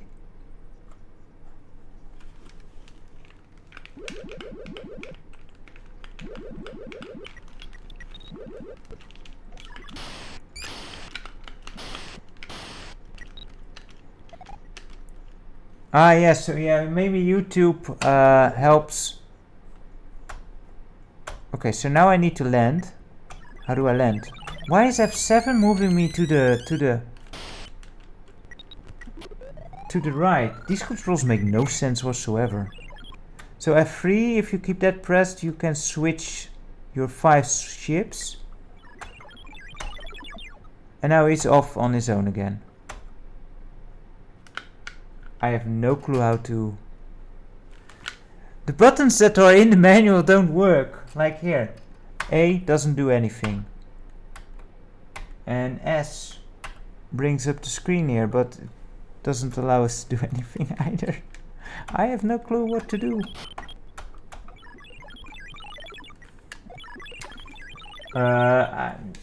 Maybe. I don't know, but maybe... this got changed on the revision of the Commodore 64, that it kind of messed up the buttons. Yeah, the game does look cool, and I kind of like the idea of having different ships. And you know, I think in theory you can do stuff with one ship and it gets out of energy, you skip to another ship and you can then come back to it. Refill it. I think there's a way to refill it as well. But I don't know how to control the bastard. That's unfortunate. Yeah, game fucks for a Commodore 64 game. Good luck with that. Let's see if we end up with... I mean, the score count is going down, so I imagine we get a game over when it reaches 0. Because in the title screen, it did say different buttons than the manual did, so we can have a look at that. Oh, it didn't reach 0. See, F2 is high bar mode, then F4 is solar. Okay, but why are these not in the manual? I don't get it. And joy and up and fire is rover mode. This sounds really complicated. and down, and fire takes off.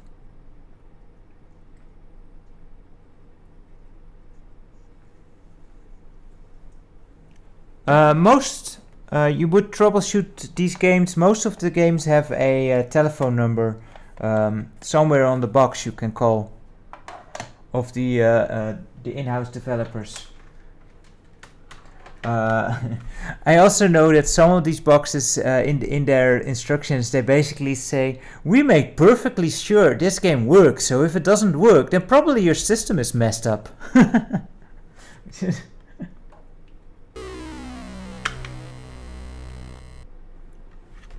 Yeah, I guess YouTube gets rid of some of the spam if you are heading it on top comments. It's kind of nice.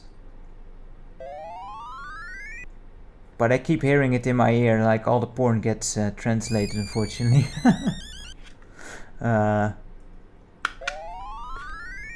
Okay, so, but... oh yeah, and one was starting the game. At least that one works as the manual describes. And then I think... So the even Fs, so this game does actually uses those. Yeah, so... I went back in killer mode. Are we in killer mode now? Yep. Okay, now we're getting somewhere. So here is the thing we need to land on, I think. Right? Or is that the door? I don't know.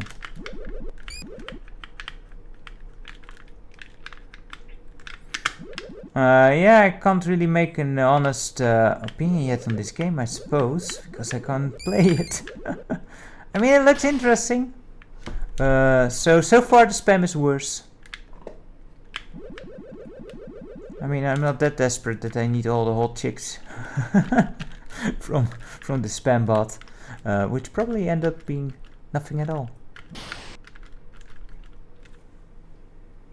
Now, which one was the rover mode? That's solar. That's solar. That's killer. Which one was solar mode? I forgot already.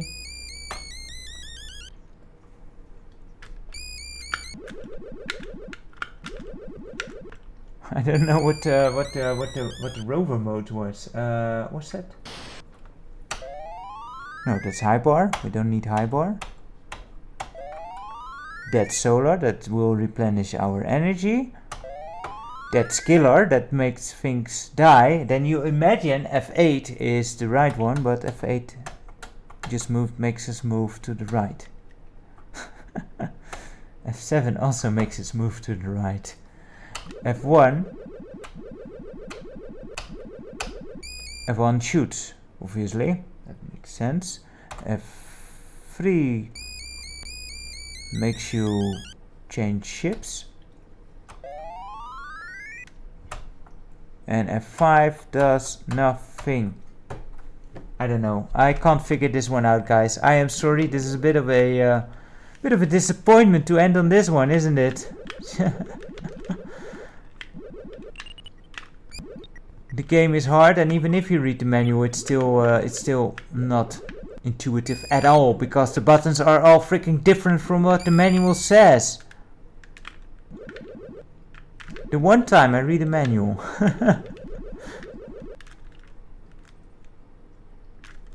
Oh well, it is what it is. The high-pitched noise is super annoying. It looks interesting. Gets a bit of a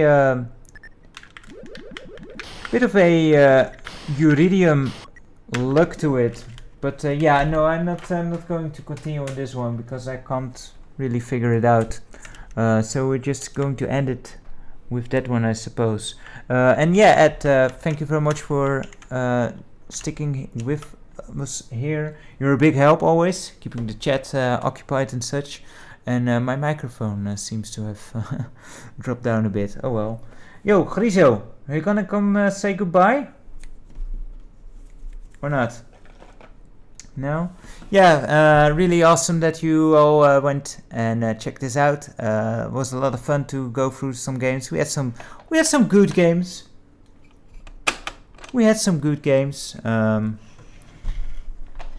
Like, what were the good? The Comet game was kind of interesting. Thank you very much for joining us, Erwin. It was really good to have you. Really awesome. And Road Blasters was kind of cool. I put it in the wrong way. Night Games was kind of cool. The rest was kind of eh. Yeah, the good games seem to have been front-loaded this day. Wednesday I will probably go over some CDI pickups, which I recently picked up. So there will be Sesame Street. Ooh, exciting. But yeah, once again, guys, thank you very much for watching. Really glad to hear that you guys enjoyed it. And yeah, hopefully you'll check in next time and we check out some other games. On Wednesday we do the CDI stuff for now, and on the Sundays we do the Commodore 64 stuff. There's still plenty of games to go through. And Grizo does not want to say hi. He's sleepy, washing himself. So yeah, join me next time. Once again, thank you very much for watching, and please stay cool and have a great week. And until the next time, take care. Bye bye for now. I say the muzzle.